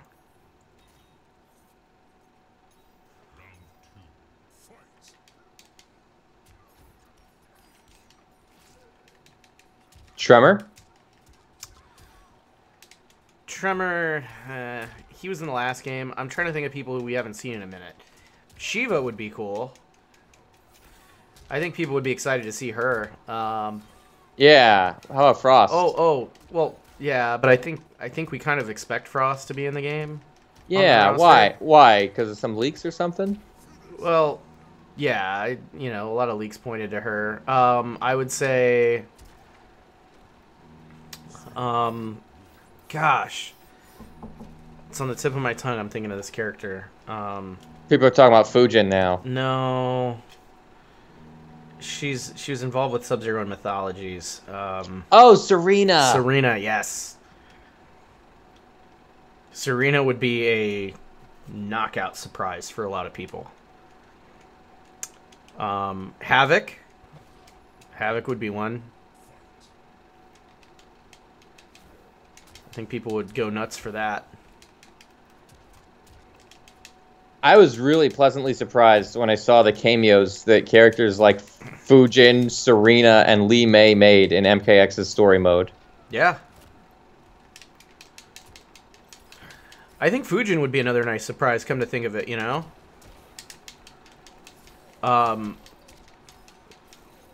If they announced Kano's son as being playable, I think that would be a fun surprise. Oh, yeah, totally. You remember all the leaks said that, didn't they? What did they say his name was going to be? Was it Dominic? Yeah. Everybody and their brother was saying, oh, yeah, Kano's son Dominic is going to be. It was almost like people were just saying it so casually. Like, they just put so much faith in these leaks, they didn't even think twice about it. Yeah. Kind of insane when you think about it. Yeah, it is. Everybody was just saying, oh, yeah, Kano's son Dominic, he'll be in the next game.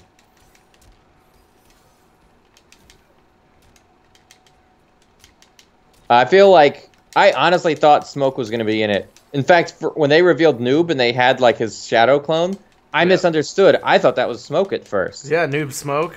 I really thought Noob Smoke was returning. Yeah.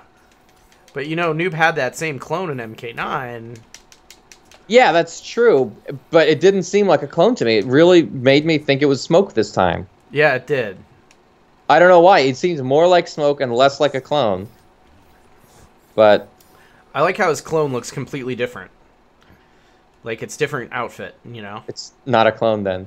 So it makes you wonder, like, for customization, if you'll be able to custom out his clone as well.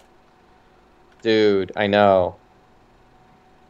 Just the possibilities. Imagine if you could remake Noob Saibot look like the MK2 Scorpion, Imagine if you could do an MK2 version of Noob Saibot. That would be awesome. And I'm sure you probably could. On the cover of Geek Magazine, they showed Sub-Zero in the MK2 Yeah, they did. gear. Did you pick up that Geek magazine by chance? No, I didn't. Did you? I went to Walmart to look for a copy, and they didn't have it. Aw. Now, I don't know if that's because they're already all out of copies, or if because I'm in South Florida and we always get things last. Like, we're so far out of the way that deliveries are sort of a day or two behind the rest of the country's schedule. That's just the way it goes. So I'm wondering if maybe I check back in a couple days if they'll have it. But I really want that Walmart Geek magazine. Yeah. Vegel's quoting it. Yeah, Raiden of the Lost Art. That's true. That's exactly the subtitle on the magazine. But that's cool. And I think that you could make that variation in at the reveal too, couldn't you? That customization, you could. I think that skin was available for Sub-Zero as well. Yeah, you're right. Is that only at Walmart, the Geek magazine? Yes, that is a Walmart exclusive title, Genku. I have the other Walmart magazine from before. You know, if you can just give me 1 minute, let me look around and see if I can find it. I'll be right back.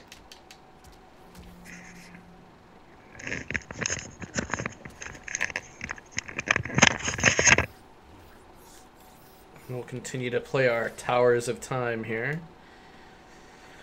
This is our final match. Oh, after this, I think we might get a special announcement.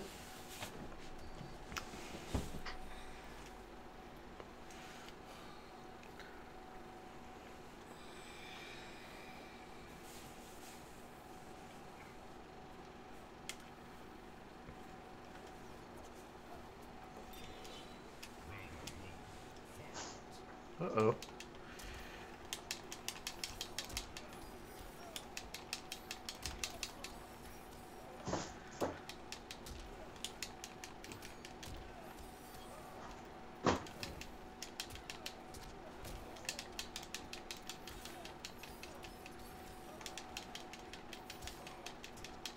Of course, the last one's going to be a Cabal.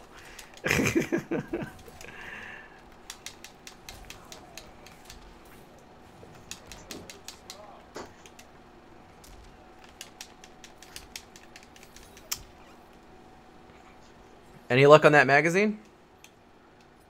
Not yet. Ooh.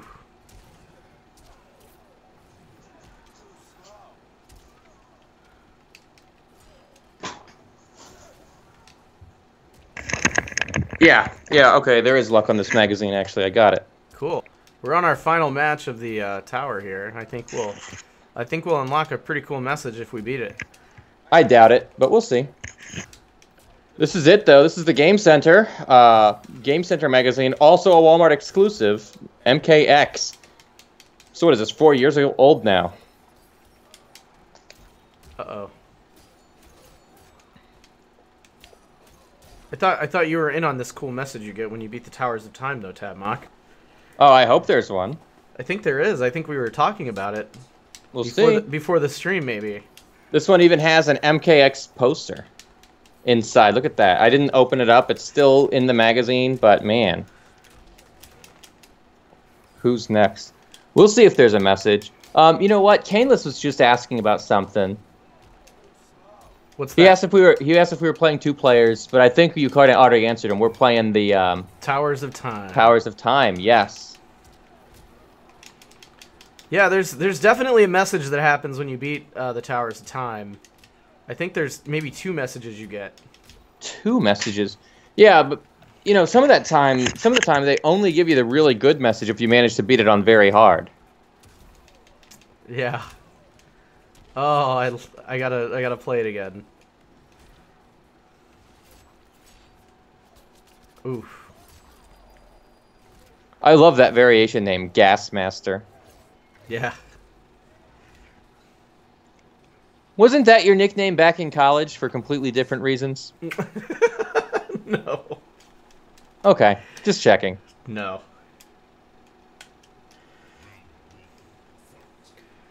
Caneless. His wife calls him that. Oh, Lord.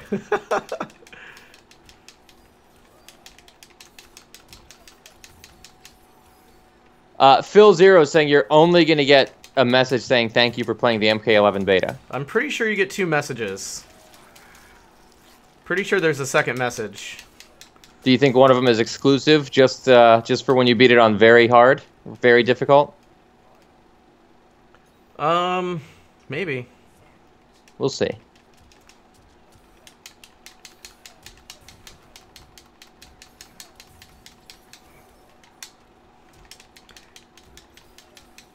It might be more of an exclusive message on our stream, though. Oh. So Now, you're not talking about a message that the game gives you. You're saying that, that there's some kind of announcement that you want to give everybody. Yeah, yeah. Okay, all right. Well, in that case, I agree with you. I think that is going to be a thing. Ooh. There we go. Should I wrap it with a fatality? I should. Mm-hmm. Don't even have to ask. Oof.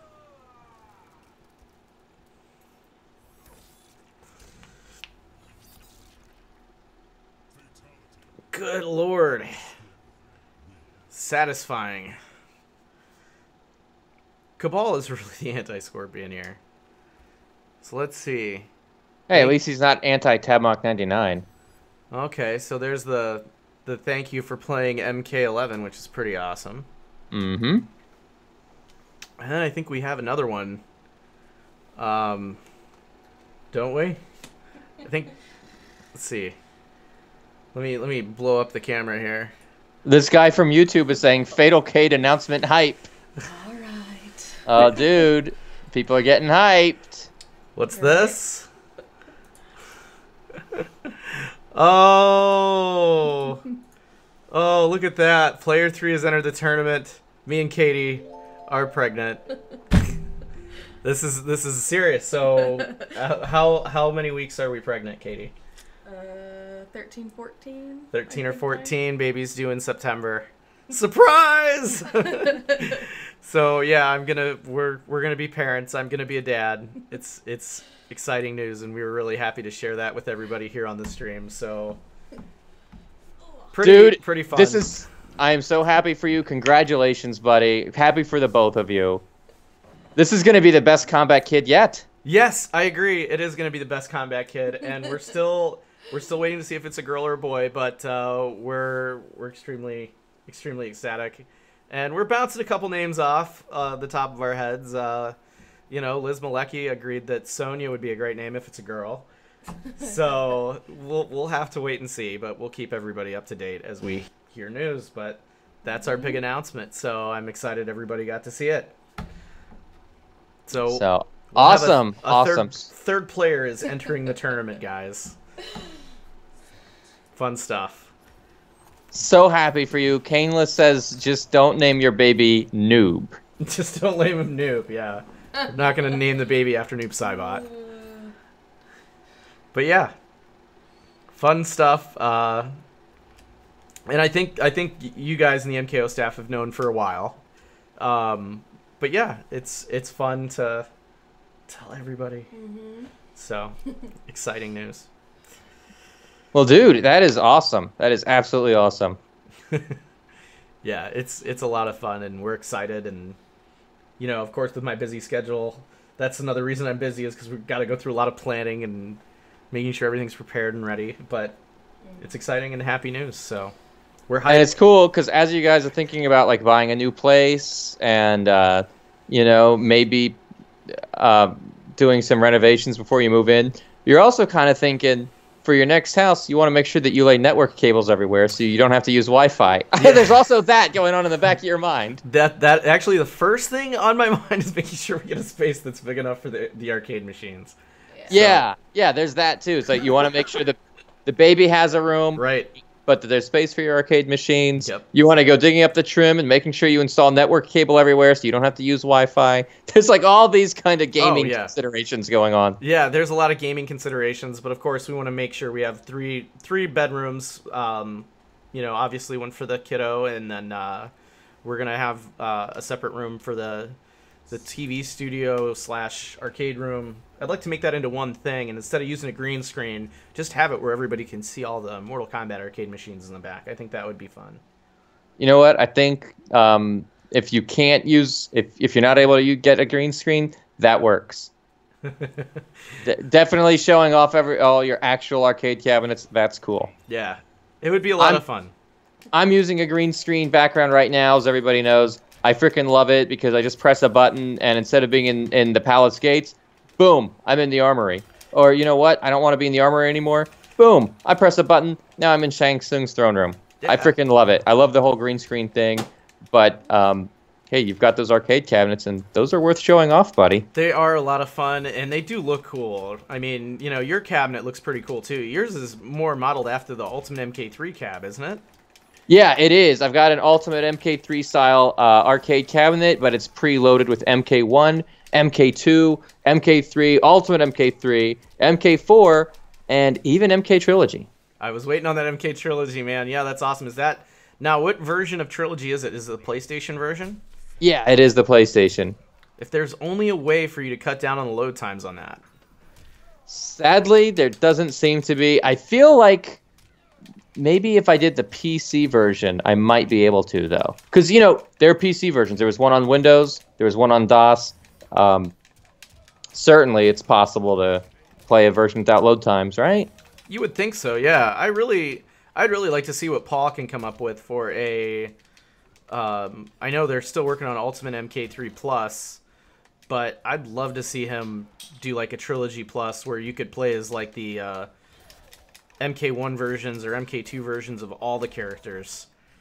Yeah, definitely. Like an MK2 Scorpion, an MK2 and MK1 Johnny Cage. Like really go all out with it if they could. And I know that'll probably take a ton of work to do. It's easier said than done, but man, how cool would that be? Well, that guy, he works on his project all the time, and I freaking love it. Somebody asked me to go to the pit, so I did. Oh. But you know what I don't like is the software that we use to do the live streams and do the video conference. I can only use a static image. But if I really wanted to go out, I would make an animated version of the pit and put green screen myself in front of that. Not something we can do, though. Not something we can do on the stream. Right. Yeah, not unless I went all green and then I gave you a looping video file and you could put it in as a background for me. Yeah. Yeah. So that's cool though. That's cool though. Here I am in front of the pit, and I take care of this stuff on my end so that you don't have to. Right. Then it's super easy to integrate that directly into the stream, and yeah, man, it's cool. I love how you can do all of that stuff on your end. Albanian Andy says he needs to take his Ermax. And you know what? I think he said that every day for the last 3 days. I still don't get it. What do you mean you need to take your Ermax? What am I missing? Albanian Andy, you explain yourself right now, young man.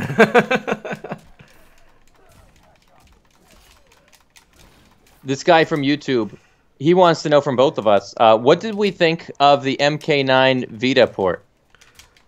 I actually liked it. I love the idea of playing MK on the go. I absolutely love it. I mean, you know, before the Vita port, what else was there? I mean, there was Deception on the was that on the Vita? It was on the PSP. PSP, yeah. I forgot about that. Yeah, Mortal Kombat Unchained. Yeah. And that was actually wait a minute. Mariano Tekken said something perfect for playing MK on the go. I'm going to take them for a ride. Brilliant, dude. Brilliant. Especially if you have to ride on the subway and you're playing in the subway background. It's just great. Yeah.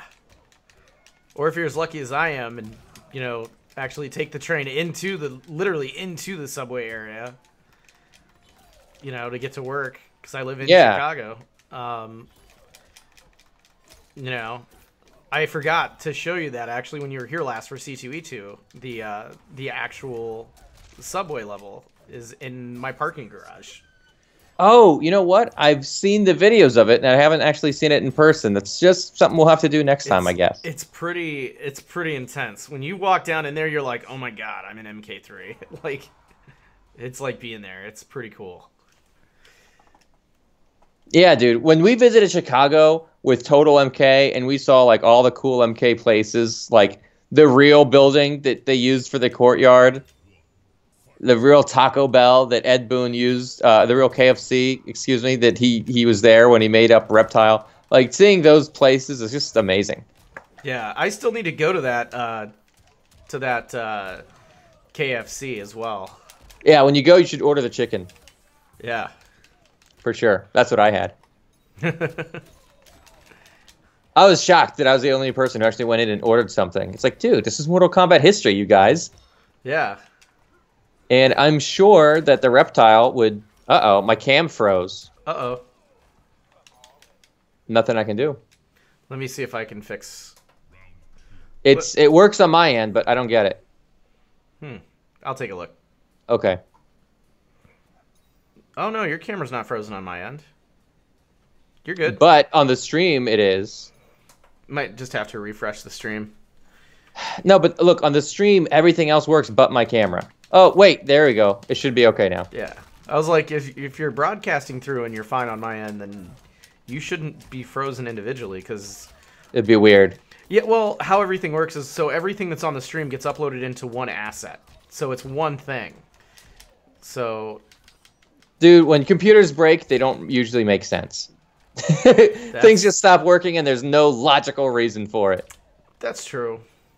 All right, so Caneless says that we forgot to mention the amazing Game Boy ports. Dude, I just tweeted out something amazing about the Game Boy port. I don't know if you saw it, but check this out.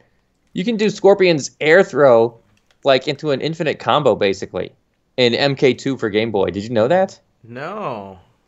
Yeah, I just saw that this morning. Had to retweet that. Yeah, I think a lot of people might have seen that. That one got... That guy's tweets always blow up. Yeah, it was amazing. And then who made the MK3 port for Game Boy? Or was it the Trilogy port for Game Boy? We had them on our old stream. Oh, okay. You mean like the TigerGame.com port of MK Trilogy? No, it's the guy who was making his own... Maybe it was for MK3. Yes, Ultimate MK3, there was Game Boy Color, like the 8-bit D-Make. Yeah. Full MK. Love that. Dude, yeah, we'll never so forget. Yeah. We'll never forget the Game Boy ports of Mortal Kombat. In fact, I have one of those crazy devices. Maybe I'll go and bust out with it right now for playing Game Boy games on a Nintendo 64. Let me go ahead and pull that out now. It's pretty awesome.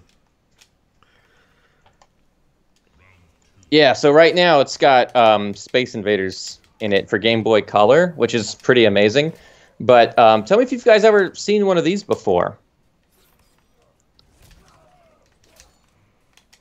Oh, you know what? The green screen, maybe some of the letters aren't going to show up right, but that says Wide Boy 64, right? Yeah, Wide Boy 64 AGB.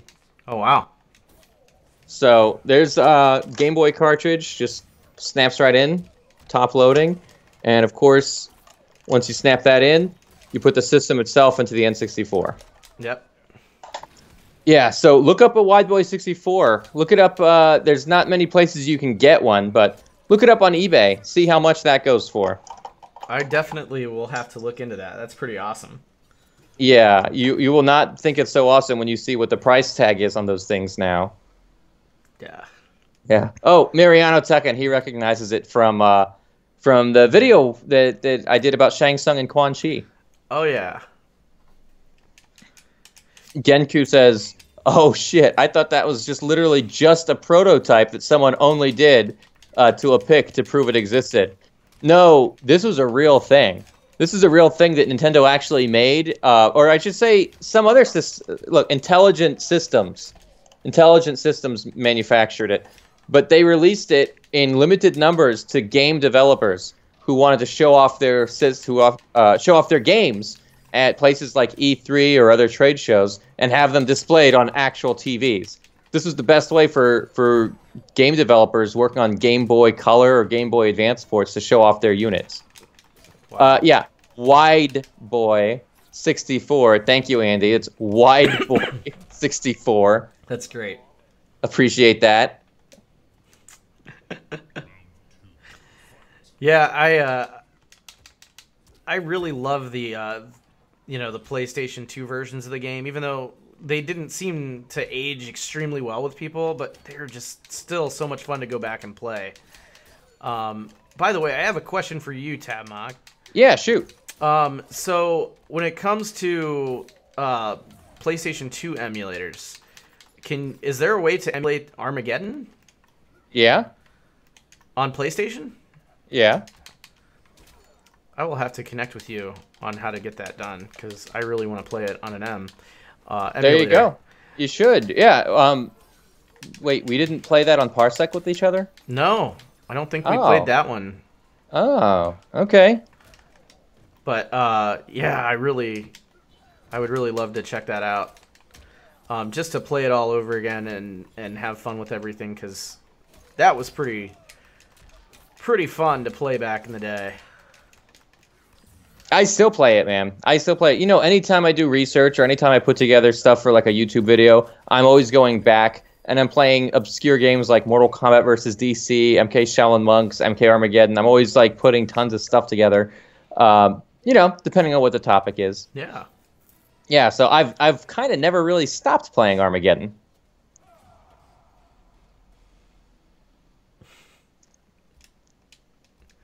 Yeah, I'd love to fire that up and play a couple rounds in Parsec with you in the future.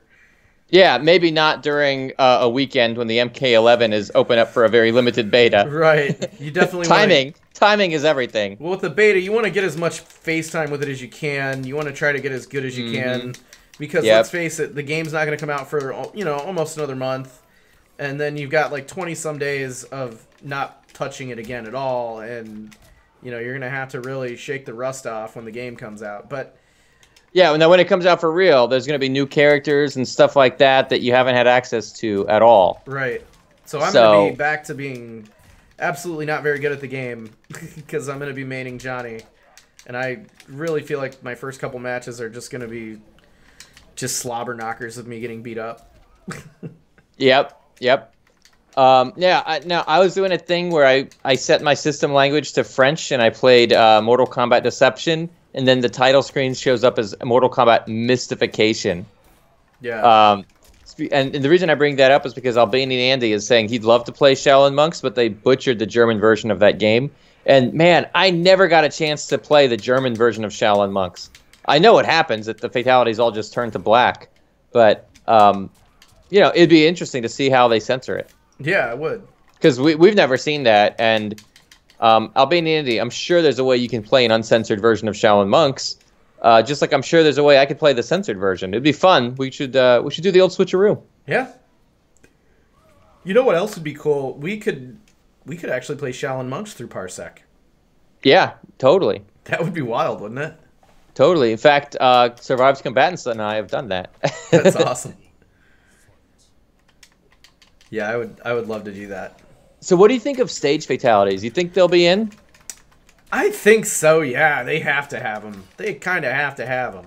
You really think so? Because we haven't seen any word of it yet. Well, I think that's because they're surprised. You know, NetherRealm doesn't want to give away every little thing, right? They do give away tons. They do give away so much. And yet, there's got to be more. Right. I don't even know if we'll know what this Mercy stuff is all about.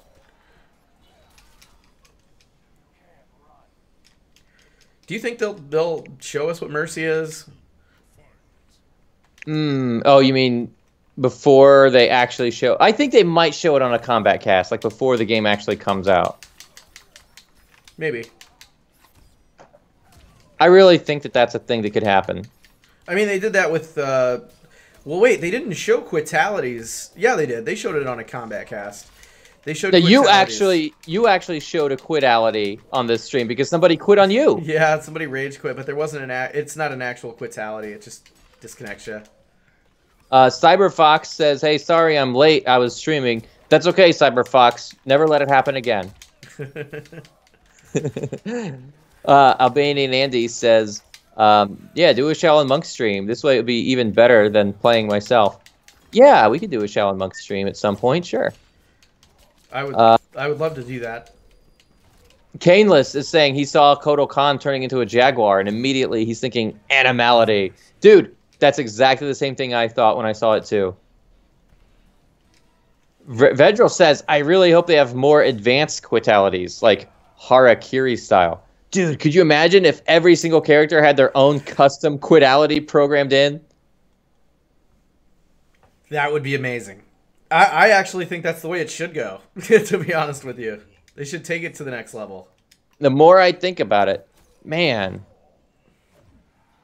CyberFox did a couple of brutalities with Jade. Sorry I missed your stream, CyberFox. And now I feel like I'm never going to get a chance to watch you stream MK11 because today's the last day. I don't know how this happened. CyberFox has always been on our streams. Yeah. We've never been in a CyberFox stream. One of these days. We'll definitely have to do it, for sure. Yeah, if not today, then when the game comes out for real. Yeah. Yep.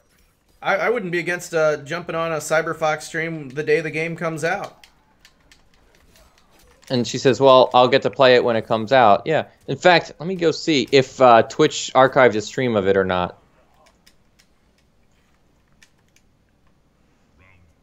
Sometimes if you miss a stream, it is fun to go back and watch it later. Yeah, it is.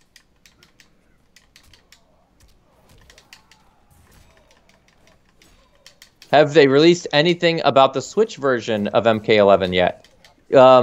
At PAX East, they actually had it, you know, people could play it.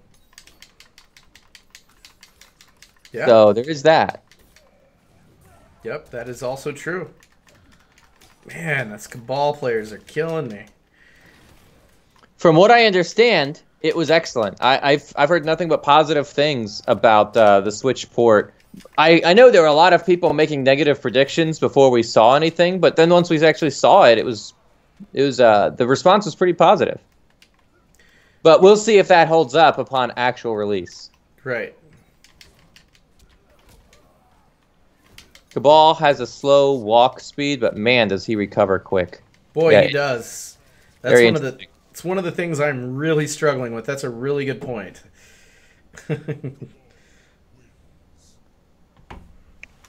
Man.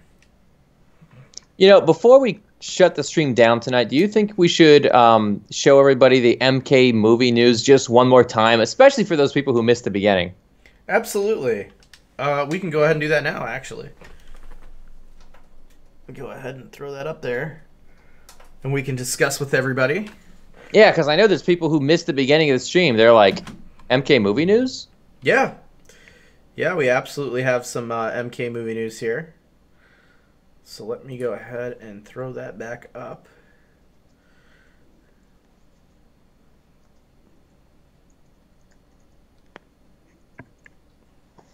VGM dude is like, whoa, wait, MK movie? See, I knew that. I knew that. People are going to be like, wait, there's movie news? There's movie news? What's... It's like, yes.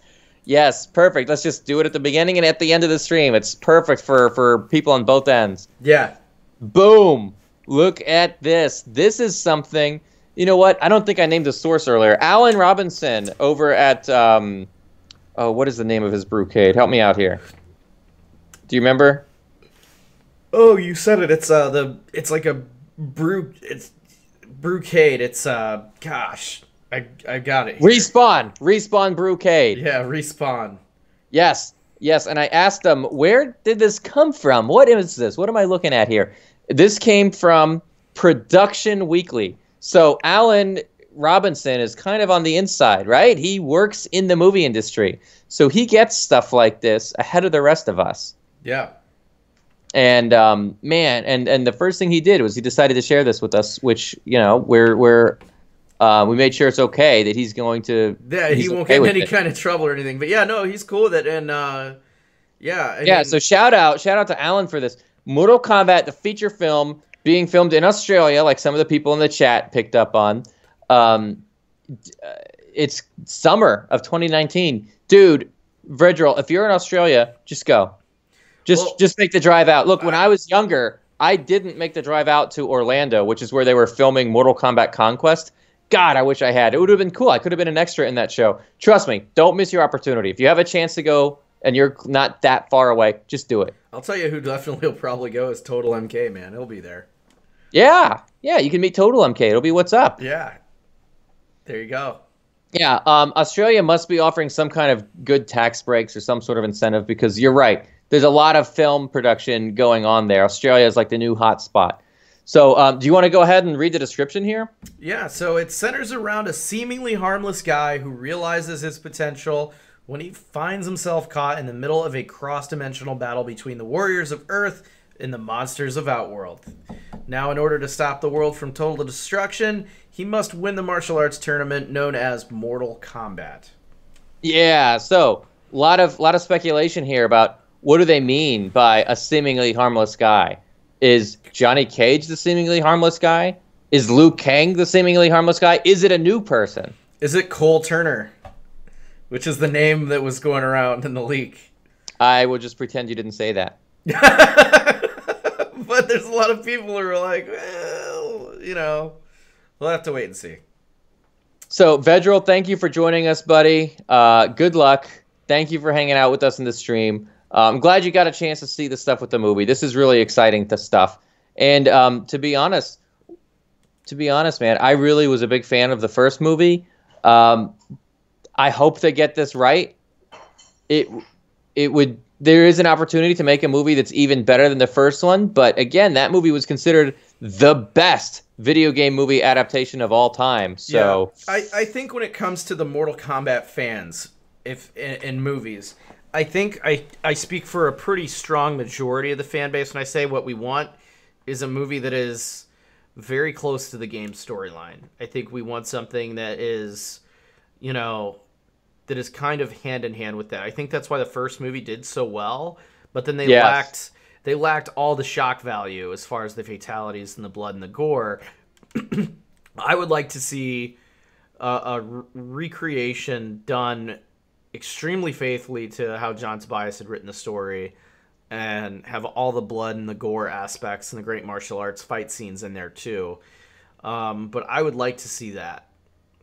yeah, now some of the people in the chat are talking about the possibility of a Mortal Kombat, the movie, the game, which was rumored. Caneless is saying, wasn't there a rumor about a video game movie tie-in? There was one. EGM reported on it that they were going to make that, and then nothing ever came out of it.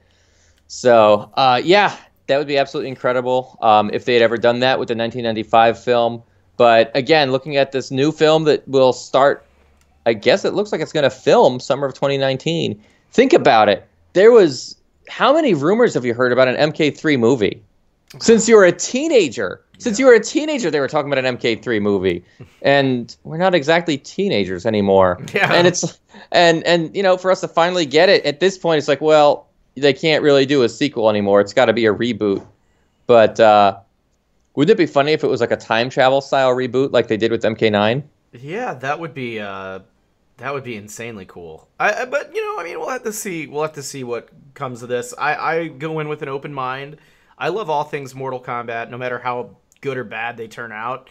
But you know, I would personally go nuts for a story that is faithful to the OG story that Tobias had written.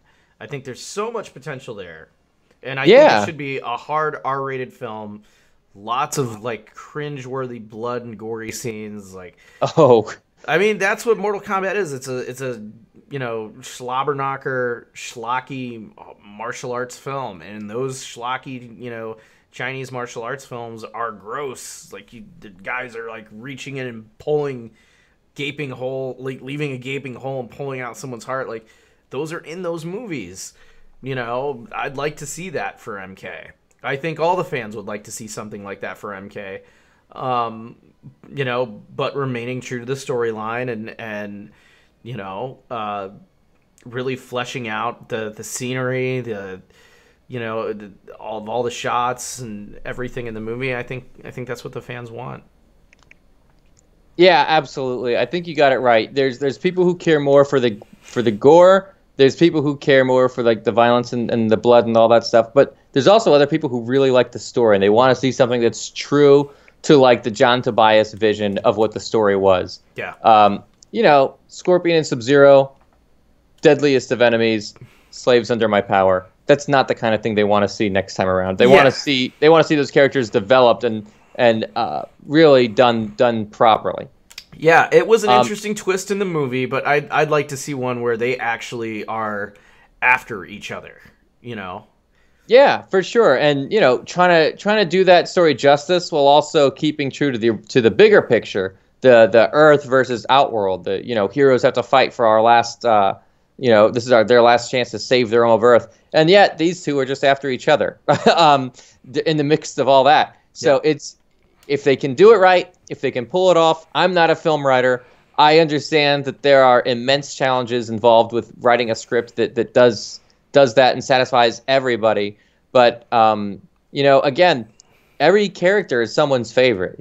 Sonya is somebody's favorite. Kano is someone's favorite. Scorpion is someone's favorite. Probably a lot of people's. Certainly Boone's favorite.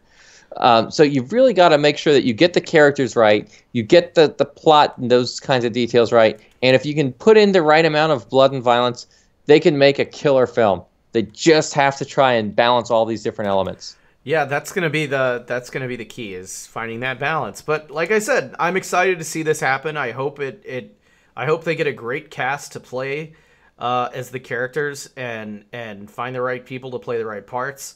And I'll go in with an open mind and watch it, and I'll have fun either way. So do you have any other final closing thoughts that you want to share on MK11 and the beta? Because this is the final weekend. As of tomorrow, this beta is not going to work. I actually recommend that you would disconnect your system from the internet so that you can continue playing, if there's a way to do that. I don't think there is, because you need to, every time you go on, it needs to update. Oh, so you can't disconnect from the internet and just play it offline by yourself? Nope. You can't adjust your clock and pretend that it's yesterday and keep that thing going? Nope, because it needs a network connection to access it. Well, all right. I tried. Sorry. Those thoughts were going through my head too, but if anybody else wants to take another shot at that stuff, go for it. See if it works. If it does, let us know how you did it. But yeah, I don't know. I as much as I'd love those old tricks to work, I just don't think they do. So, well, hey, you know what? Like CyberFox just pointed out, at least it comes out next month. We don't have terribly long to wait. No, but we're all going to be hyped to see the combat cast, and it's going to be fun. I'm going to enjoy the beta. Probably a couple of matches left, and just enjoy. But it was a lot of fun streaming with everybody. I had a blast hanging out with all these great people that hang out with us, and yeah, man, it's a lot of fun. I can't wait to stream with you again. Maybe in between time we'll jump on Parsec, open up some matches for our viewers to jump in. Maybe we can play some Shaolin Monks. Yeah, maybe some classic MK1 or 2, maybe some of the 3D era stuff. We'll see how it goes. We'll see what the audience wants. In the meantime, guys, thank you very much for joining us for another great live stream. It was so much fun doing this with you. As always, check out the website, www.mortalkombatonline.com, for all the latest and greatest Mortal Kombat news. Check us out. From there, you actually have a link to all of our social media stuff. So you can get to our Twitch, which you're probably already here, on our YouTube. Of course, we're on Twitter and Facebook. And we have a Discord.